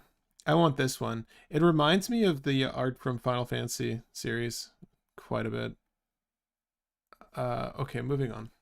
First part is Stoneforge Mystic is probably cuttable because we only have 2 equipment. Yeah. Is that a fact? Yeah, we only have 2, right? Yeah. You just want to cut her? We could probably cut her and maybe Illusionist Bracers, because Illusionist Bracers is only good if we have Felidar Guardian, which we already have a ton of redundancy for Felidar Guardian. Bracers is good though, just because it doubles up our value as well, but I don't know what value we care about. Let's look. We have, if we've casted Solitude, Karmic Guide. What? Enters the battlefield, return target creature card from your to the battlefield. Karmic Guide's in there because it basically just says get back any creature from our graveyard, which is probably going to be an untapper or a flicker creature. Then we flicker Karmic Guide, getting another thing. Then we do the whole loop to combo with our commander. I think any creature tutor is valuable. I don't disagree, though, that the gloves are pretty slow. How about this? It's another tutor chain. We might as well keep it. No, if we take it out, we have room for Kiki, though. Okay. Right? Would you prefer Kiki Jiki over it? Yeah, I would. Okay. Okay, then. Guys, this is 100 cards. It's a fairly even split between white and red here. And it's 92% competitive, Will. Not our most competitive list. But we'll see if it's any good. Guys, if you enjoyed this deck tech, feel free to leave it with a like. We're going to go ahead and play test this a few times to see if the Jolly Balloon Man is any good. Of course, if we forget its effect, we'll just have this page as a reference, but it's a 1/4, it costs 3, the same as Pietra, and it can do the thing as soon as it hits. So, let's see how well it plays, man. I'm excited for this. I'm excited for this, and to grab a beer and to watch... Oh, just quick aside. If you're not watching the show, if you've never seen it, I really like sci-fi TV series, and I think this is on like Max before it was on Netflix, but if you have either, I guess you could watch it. Watch Scavenger's Reign. It's a good show. It's a very good show. I'm on episode 8. I think I'm nearing the end of it, but just putting that out there. It's really, you should be watching that after this. So that's what I'll be doing. All right, this hand, Will. It's pretty slow. We have 2 lands, a Bolt, a Bellringer, a Seething Song. It's not good enough. How about the Soul Ring hand, though? Soul Ring, oof. Okay. We have 2 MDFCs, a Bloodstained Mire, a Desperate Ritual, a Dockside, and a Soul Ring and a Silence. Yes, Grizzly, I saw the Season 2 trailer for Arcane. It comes out in November, and yes, I'm extremely excited to watch Arcane. That show is amazing. I've rewatched it so many times. Some of the best... Oh, yeah. You know what I'm sad about, though? Keep this. Hyper Light Breaker is coming out winter now instead of summer. Oh, dude. It got pushed back. We'll Bloodstained Mire here. That sucks, man. Wait, I know you were looking forward to it. I'm looking forward to it. I definitely want to play it. I'm gonna hold off on buying any new game. I just never have the time to play video games. I'm usually playing, I'm either doing tennis with my free time or like board and card games with my free time, or just seeing people or traveling. It's tough. I don't have too much time for video games, but like if I travel, I'm playing Baldur's Gate 3 on my Steam Deck, and I'll probably play Hyper Light Breaker on my Steam Deck as well. But when the newest Monster Hunter comes out, you guys are never going to see me again. I'm probably going to play the shit out of that with my brother. I've played like, I don't know why I do this to myself, dude. It's like just a bad habit. I just play Monster Hunter so frequently. Every time there's a new game, I just want to play it. Even though I understand the grind, you do the same shit every single time. Maybe there's a story involved. Doesn't matter. It's just, I don't know why I find it so enjoyable, but like the beginning processes of a game are just so damn enjoyable to play. We will do a Plateau into Soul Ring and keep this. I think we're good with this. Mm-hmm. If you draw a tutor, you can win on turn 2 with this hand. What, Nathan Brothers? With Dockside and the other ritual, we should have sufficient mana to just go off. Bummer. So yeah, I'm excited for Arcane Season 2. I'm gonna shuffle, and go for Astronaut's Altar. Astronaut's Altar, you say? Okay, well, we don't have a win here. I do think that we could go for the Clown. Is it advisable to wait on the Clown until we have plays for the Clown? Like, well, we can just do the Dockside grind into which to remove everybody's mana over time. Right. I don't hate that. Right. So I think what we do is what Will's suggesting. We can use the Soul Ring and this spectator seating. Let's just say that we'll generate 3 to 4. We'll say it needs to be 3.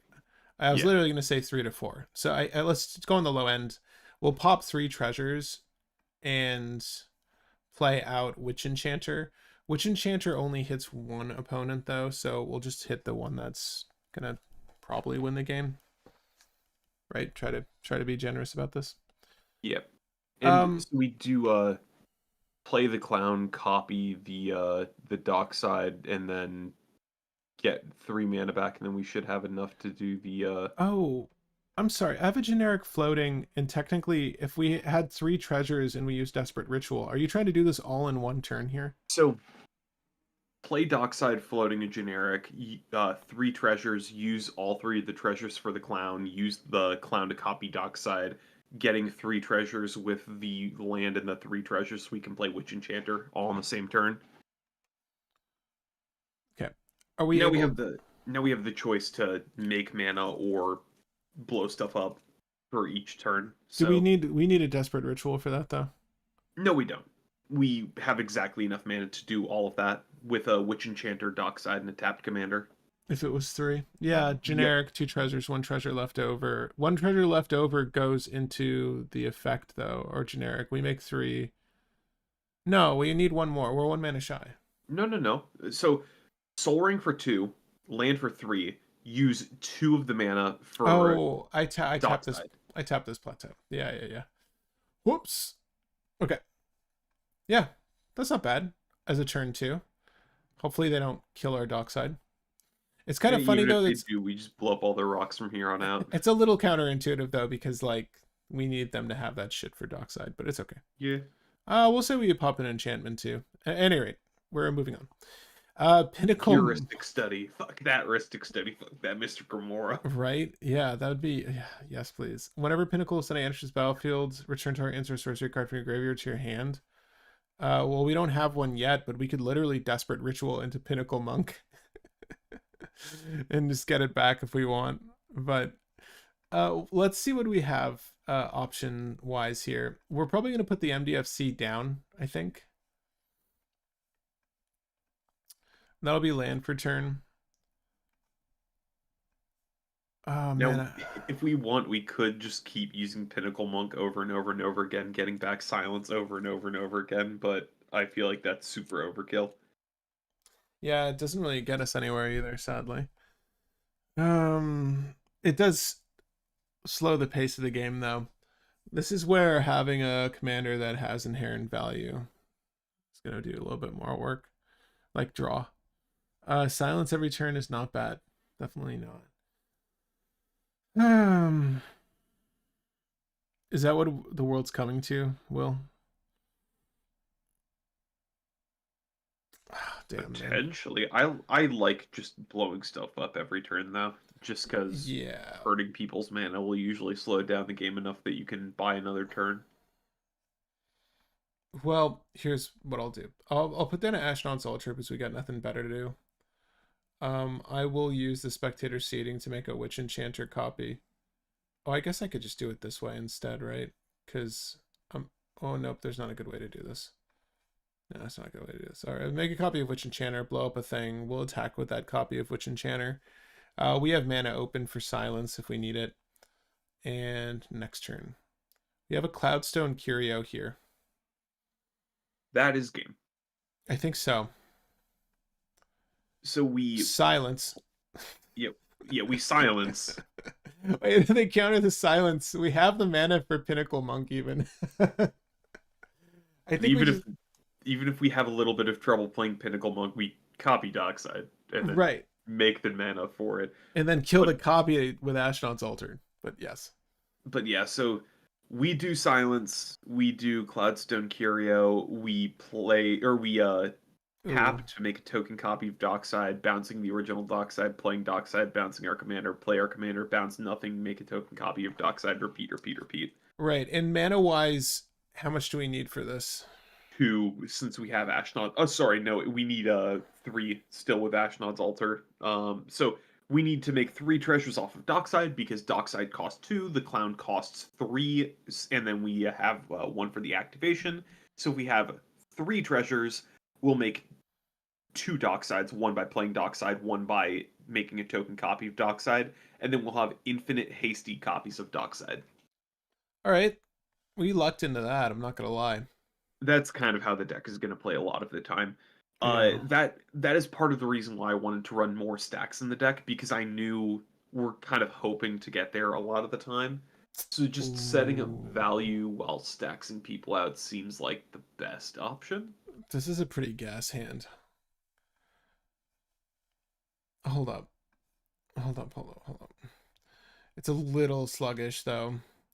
But we have a Treasonous Ogre sitting in our hand with a Skull Clamp and a Direfleet Daredevil and a Pyre of Heroes. Which can turn the Direfleet Daredevil into a 3-drop pirate or human. Pirate, not so much. I think human, yes. Yeah. Let me just. Which is Imperial Recruiter or Recruiter of the Guard. Which is game perfect. So Goblin, we keep this. Yes. I do think we keep this. Delny Streetwise, look at it as human. Yeah, pirates are not so important, sadly, at least in this slot, but we've got plenty of everything else, so I'm not too upset about that. Instead of saying we were going for a tutor, yeah, we do need like tutors. We do want to run as many tutors as we viably can. I think Pyre of Heroes is maybe like the last best tutor we could have included. But yeah, Imperial Recruiter is perfect here. Direfleet Daredevil probably steals a tutor as well. Let's just hope we get there though. So let's keep this. I'll draw for turn. Lotus Petal. Awesome. Okay, so I'm going to do Windswept Heath and I'll get our plateau to start. And we'll probably do Skull Clamp Pass, and then next turn we can do Treasonous Ogre. I do think, because Vexing Bauble if I'm suspecting it, I'll probably put the Lotus Petal down, even if it means giving one more treasure to a dockside or whatever. It's like, I do think that we should just get that out of the way. Yeah. All right, and pass with that. I didn't really shuffle, but it's fine. We'll take the Arid Mesa. I won't forget to shuffle this time. It's a temple. God, what is it called? Battlefield Forge is the pain land. What's the shock land? Uh, I don't know my bOrOs shock I lands. don't know the bOrOs shock either. I think it's Sacred Foundry. It's Sacred Foundry. Okay. Get Sacred Foundry. Shuffle. All right. You want to do Treasonous Ogre now? Yeah, we could do Treasonous Ogre. Or do you want to just put the clown down? Do we have mana for both? No. We're missing a white. Yeah, other than the Lotus Petal. If we do that. Right, and then we won't be shy next turn. I wish we had enough mana for both. There's no good way to do this, is there? I think it's best to just do Treasonous Ogre, Direfleet Daredevil, and then we find our Imperial Recruiter. I'm going to give this to us. I'm going to say that they're... What could we find in someone's grave? We could steal a gamble to get our own Jeweled Lotus or some shit, but that's... I like the Treasonous Ogre play because it just gives us Direfleet Daredevil, and it's important to note that the mana we spend for the instant or sorcery we steal could be any color. So like we could use Treasonous Ogre to just go. We can also just play the Pyre of Heroes and rip the Pyre of Heroes to just start going. As a matter of fact... Yeah, we can assume somebody had like a Vampiric Tutor or an Imperial Seal or something like that. So we could do Pyre of Heroes, find what we want to find, then top deck Tutor, something else. Life is actually relevant for this play. So we've cracked 2 fetches and then 1 shock land. I don't think we're the target for any sort of attacks necessarily, unless the attacks are irrelevant in like a Tymna situation. Okay, so we're at 36 life, Will. We just lost 6 life to play the Direfleet Daredevil. All right, what do we see with Direfleet Daredevil? We'll just assume top deck Tutor. Like, we'll say Vampiric. Well, also bear in mind we have Pyre of Heroes here, so we could like start ripping and roaring into other plays. What's the best Pyre line with this hand? Is there anything we can do with that? Imperial Recruiter finding into dockside, right? Hold on. Can we not just... We can just win here. Imperial Recruiter into dockside, and then we can use dockside to do we do dockside, play the clown, use the clown, copy dockside. No, sorry, we need to copy Imperial Recruiter, find Felidar Guardian, play Felidar Guardian, flickering our CoMmaNdEr. And then we use our CoMmaNdEr for Imperial Recruiter, find Delny, but then we stop there. I don't know. Let's just say we grab like a counter or something. We're at 18 life with the Direfleet Daredevil there. But if we get Imperial Recruiter to the battlefield and we get a dockside to hand, what are the cards? What is the chain you want to do? We're at 18 life after Pyre of Heroes. So we find Imperial Recruiter, then we find Dockside Extortionist off of Imperial Recruiter, play the play the Dockside. So we go down to 12. How many treasures do you imagine? Do we want to be super generous? At least say 4? We'll say 4 this time. All right, so we'll go down to 1. We'll play the clown, the Jolly Balloon Man. We can pay life for the clown as well. Also, if we wanted to, yeah. Let's just say we keep 2 treasures and we lose 3 life. So we have some white in there, I guess, if we need it. All right, we have 9 life remaining. Do you want to get... And we can activate the clown using it on Imperial Recruiter, finding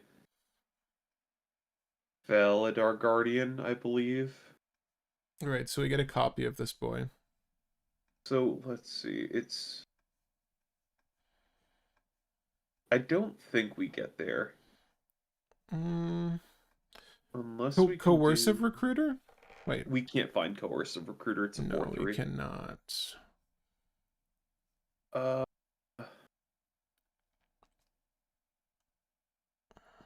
Treasonous Ogre is an Ogre Shaman. Coercive Recruiter is... Hold on. Is Coercive Recruiter an Ogre? Oh. Hold on. You want to break the thing. Is it an Ogre or Shaman? Because technically we can get Kiki-Jiki here too. It's an Orc, but we can get Kiki-Jiki off of the Treasonous Ogre, technically. Yeah, so if we do Felidar Guardian, then we flicker the Pyre of Heroes, and then we turn Treasonous Ogre into Kiki-Jiki and win. Okay, so we have 6 life left, 2 treasures. We've just made a copy of Imperial Recruiter. You want to get Felidar Guardian. I don't know if we're probably not gonna have the life to do everything we want to do here. No. How much life do we have left? 6. If we played a land instead of doing the fetch here, we would have had 1 more activation, so theoretically 2 mana to play with. Sure. Off of Let's just say that still doesn't make enough of a difference. Sure. Let's just say we didn't do the fetch into the shock, and then we have 9 life. So we do 2, 4. We have 1 more activation and the 2 treasures. So we do Felidar Guardian. Felidar Guardian's gonna flicker the Pyre of Heroes. The issue is now we don't have enough mana to activate to do the Pyre of Heroes. We'll win next turn, but we have to wait a full turn to do the thing. That's not good enough. All right, guys. And I hope that was fun for you to sit through that last play. I do think Treasonous Ogre is still good for the deck, but maybe not. This isn't as balls to the wall because we don't really have clean lines like that. Are we missing something? I feel like there might have been a better way to go here. Outside of the fact that we're just sitting on Skull Clamp. Like, we could just make things to kill and just be happy with draw.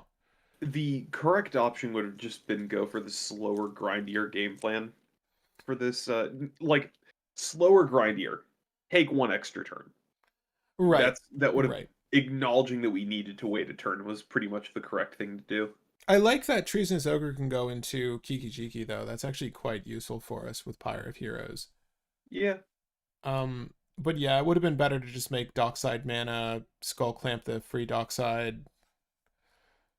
All right, we want to run this again. I'm liking this deck. It feels like there's a lot of good possibilities. I'm just not immediately seeing them. Do you know what I mean?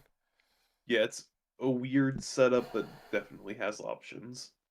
All right, how do you like a 3-lander with Mox Diamond in the 1 ring and a Pyretic Ritual or Desperate and a 2-mana Dork? Turn 2, 1 ring is pretty good. Sure. Just don't fucking counter it, okay? Please don't do that to me. Sure, let's keep it. We can even do turn 1 not mirror. Freaking why am I Ornithopter Paradise Lord? Now, yeah, no, remember the name of the card off the top of my head for the life of me. Turn 2 1 ring equals keep. Yeah, it's a turn 1 Ornithopter of Paradise too. Don't forget, guys. Yeah, based. We'll do the Mox Diamond. We'll pitch the Exotic Orchard at this point. I think it's just cleaner to keep the Sacred Foundry, unless we know. Knowing that life was so important last game. I'll keep it this time. And this is with implying that life isn't always important, Patrick. Yeah. What are you, some kind of sociopath? Next turn, we have a Deafening Silence. Wow, hold up. So we've got Exotic Orchard. Technically, we can do 1 ring and Deafening Silence. I like that. Right. Mess with people while building our board. I like it. Right. So we'll do this and this, and we'll tap for the Exotic Orchard. We'll tap for the Desperate Ritual. That's going to generate 3 mana. We'll use 1 white off of the Mox Diamond to play Deafening Silence last, because we need to do this first. Correct. Okay. And we'll draw, if that's good. Draw. The land, it's not the end of the world for us. I will use... I'll just do this. Just add a counter. Okay. Next turn. That's not bad. I wish we had mana open to bolt someone off turn, but that's so you know, we did a lot there, so I feel good with And that. we deafening silence. People aren't going to do anything crazy. Right, let's just draw 2 to start our turn. We got a P Vista for turn, a mountain off the top, so one of the only other lands P Vista could have found, and it touched the Spirit Realm. That's not so bad. I do think, though, we just pitched our Flooded Strand and Prismatic Vista are fucked. We have 1 plains. Huh. Alright, well, let's go for the plains. Why not? Alright, you just want to make the clown here? Yeah, we can just do the clown. Send in the clowns, he says. We'll put the clown right there. The clown can copy the dork to do nothing. We can filter mana. Yeah, we could. Colorless into whatever color we want. I think we just hold Touch the Spirit Realm channel and bolt and call it a good day. Yeah, agreed. Pass with that. Let's say we had to use the bolt off turn. Okay. We got an REB. Great. Hopefully we pull 3 cards that allow us to combo. What's interesting about this deck is, like, I always feel like we're 1 card away from a chain, like just triggering a chain event. Right now, we just need Village Bellringer. Yeah. Right? So, like... Or Felidar, or whatever. We have would Felidar? No, Felidar wouldn't do. Yeah, it's specifically Village Bellringer. Yeah, it has to... We have to duplicate the Felidar effect. Is Felidar good enough in this deck? I feel like there are better combos we've illustrated. Felidar is good enough. It has the most flexible pieces for it. But the Village Bellringer or Coercive Recruiter are the 2 things we're looking for. Do you know what I like right now? The fact that I can make an Ornithopter that can tap to pay for itself to die to Skull Clamp.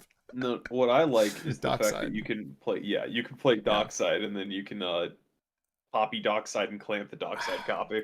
Let's do this. Let's do this. Pivist is dead, so we're gonna ignore that now. Man, I hate having 2 fetches like that. Okay, we've got these 2. Mountain in hand. We'll play a Dockside.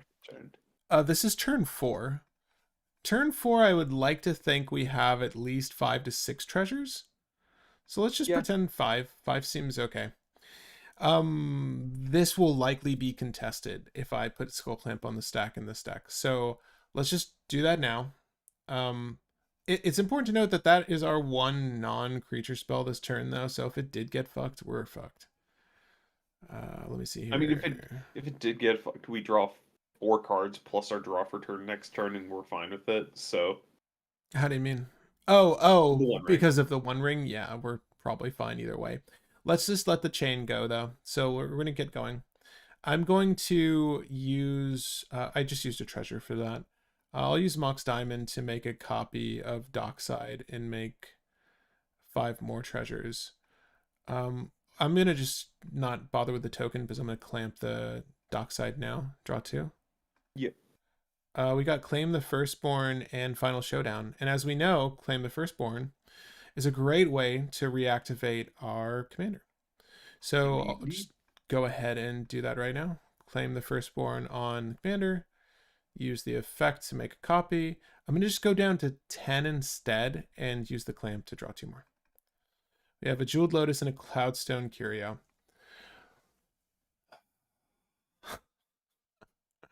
We cannot play Cloudstone Curio this turn because we've already played our 1.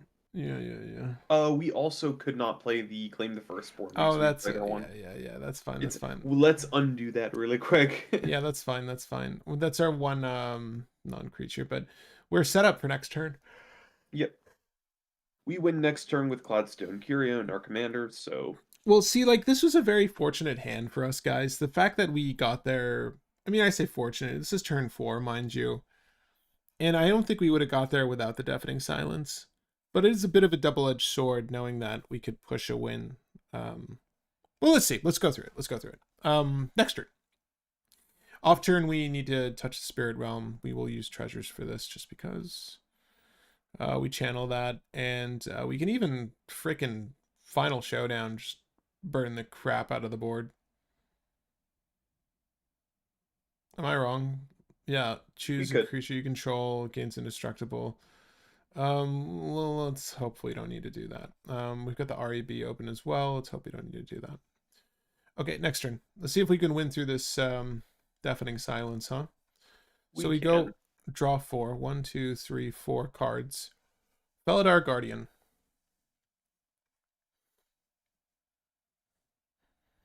So our one non-creature spell is going to be Cloudstone Curio. Correct.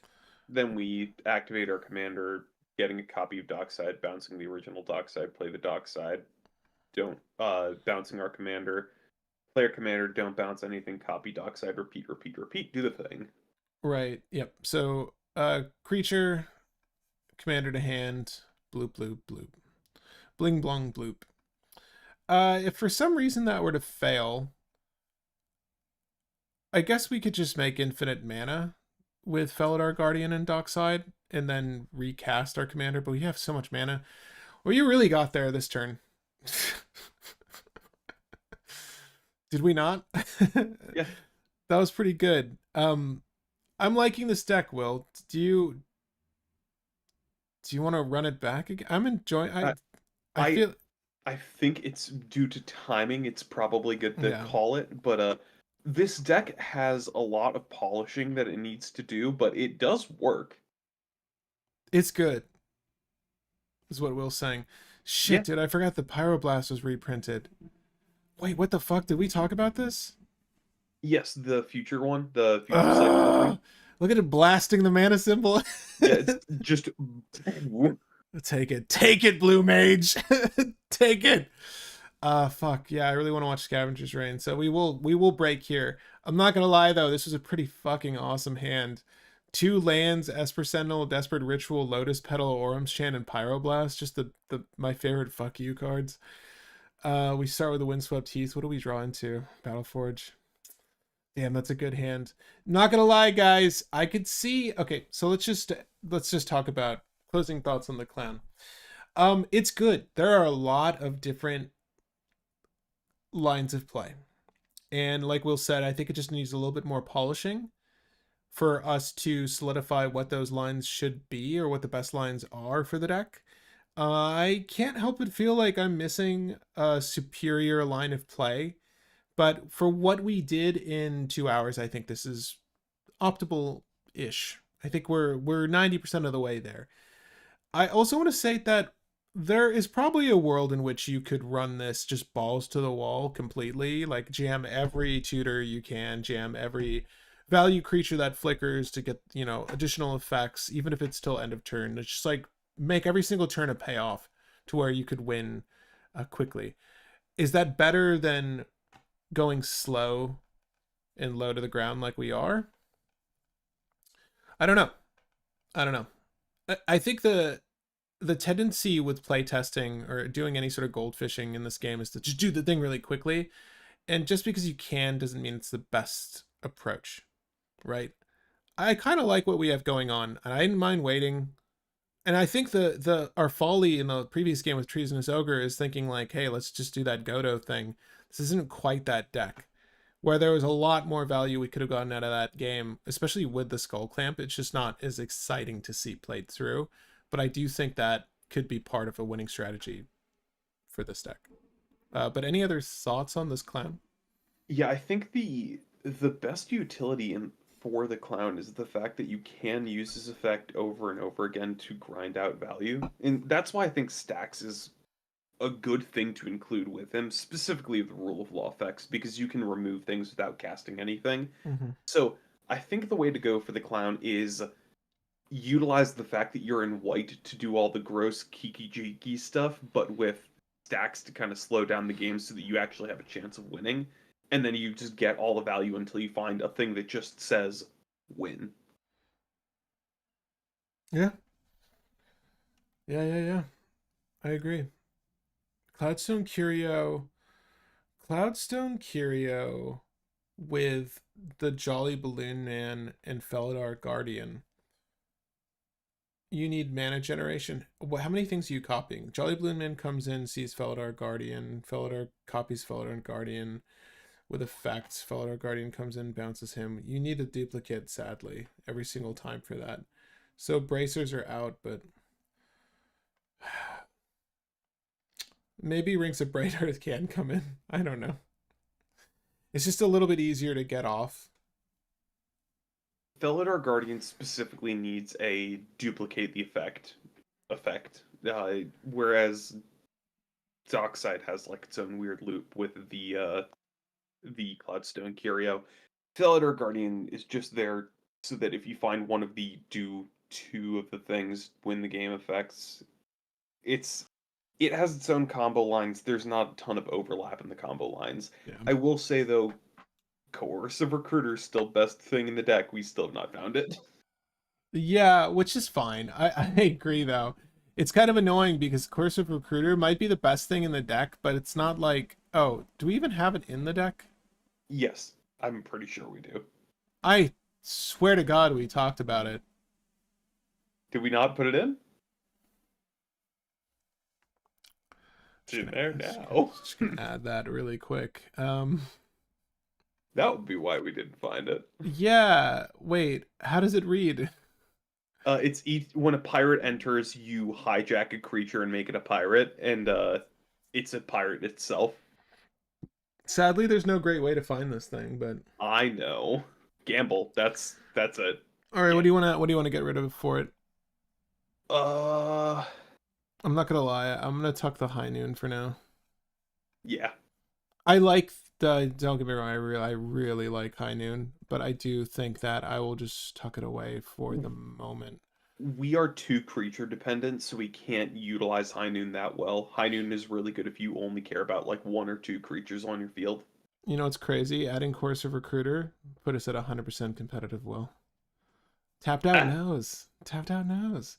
All right, guys, that's it for this one. Let us know that you enjoyed it by leaving a like and or a comment or slamming those emojis. Who knows? It could help. But I enjoyed myself. I really like this legendary. I kind of want to fool with it some more. And I'm excited to see more legendaries from DuSKmoURn. You can expect us to brew for a handful of them, maybe all of them, because they've all been really sick. Will, we're going to tackle the one that you like next, Mr. Winter. There's two Winters, too, right? Yes, there's Winter from the Commander deck and then Winter from the set. We like the set one. Yeah. Okay. At any rate, guys, good night. Au revoir. We'll see you on the next one. I'll be just saying goodbye. Yes. Goodbye, goodbye, goodbye. Is that the Hills Have Eyes? Or Sound of Music. Sound of Music. A DuSKmoURn version of that would be great. Although I think Nazis are pretty DuSKmoURn. Oh, Nazis suck, dude. CDH deck, yeah. Yeah, it was a CDH deck. I'll say that. I think it was a pretty CDH deck. I think any game where we find Skull Clamp is pretty sweet, though. I'm not gonna lie. I feel like games tomorrow, I don't think so. I have to go out of town. But y'all could game though with my spirit involved. Shit, dude. Maybe next week, actually. We'll see. We're definitely gonna brew next week. If not, discuss the set then. I think full spoilers might be mid this month, so we'll see. Yeah, it's not next weekend, but the weekend after, I think, is when we get full spoilers. So we got like 14 days till full spoiler. Good night. Good night, guys. Good night. Yeah, yeah.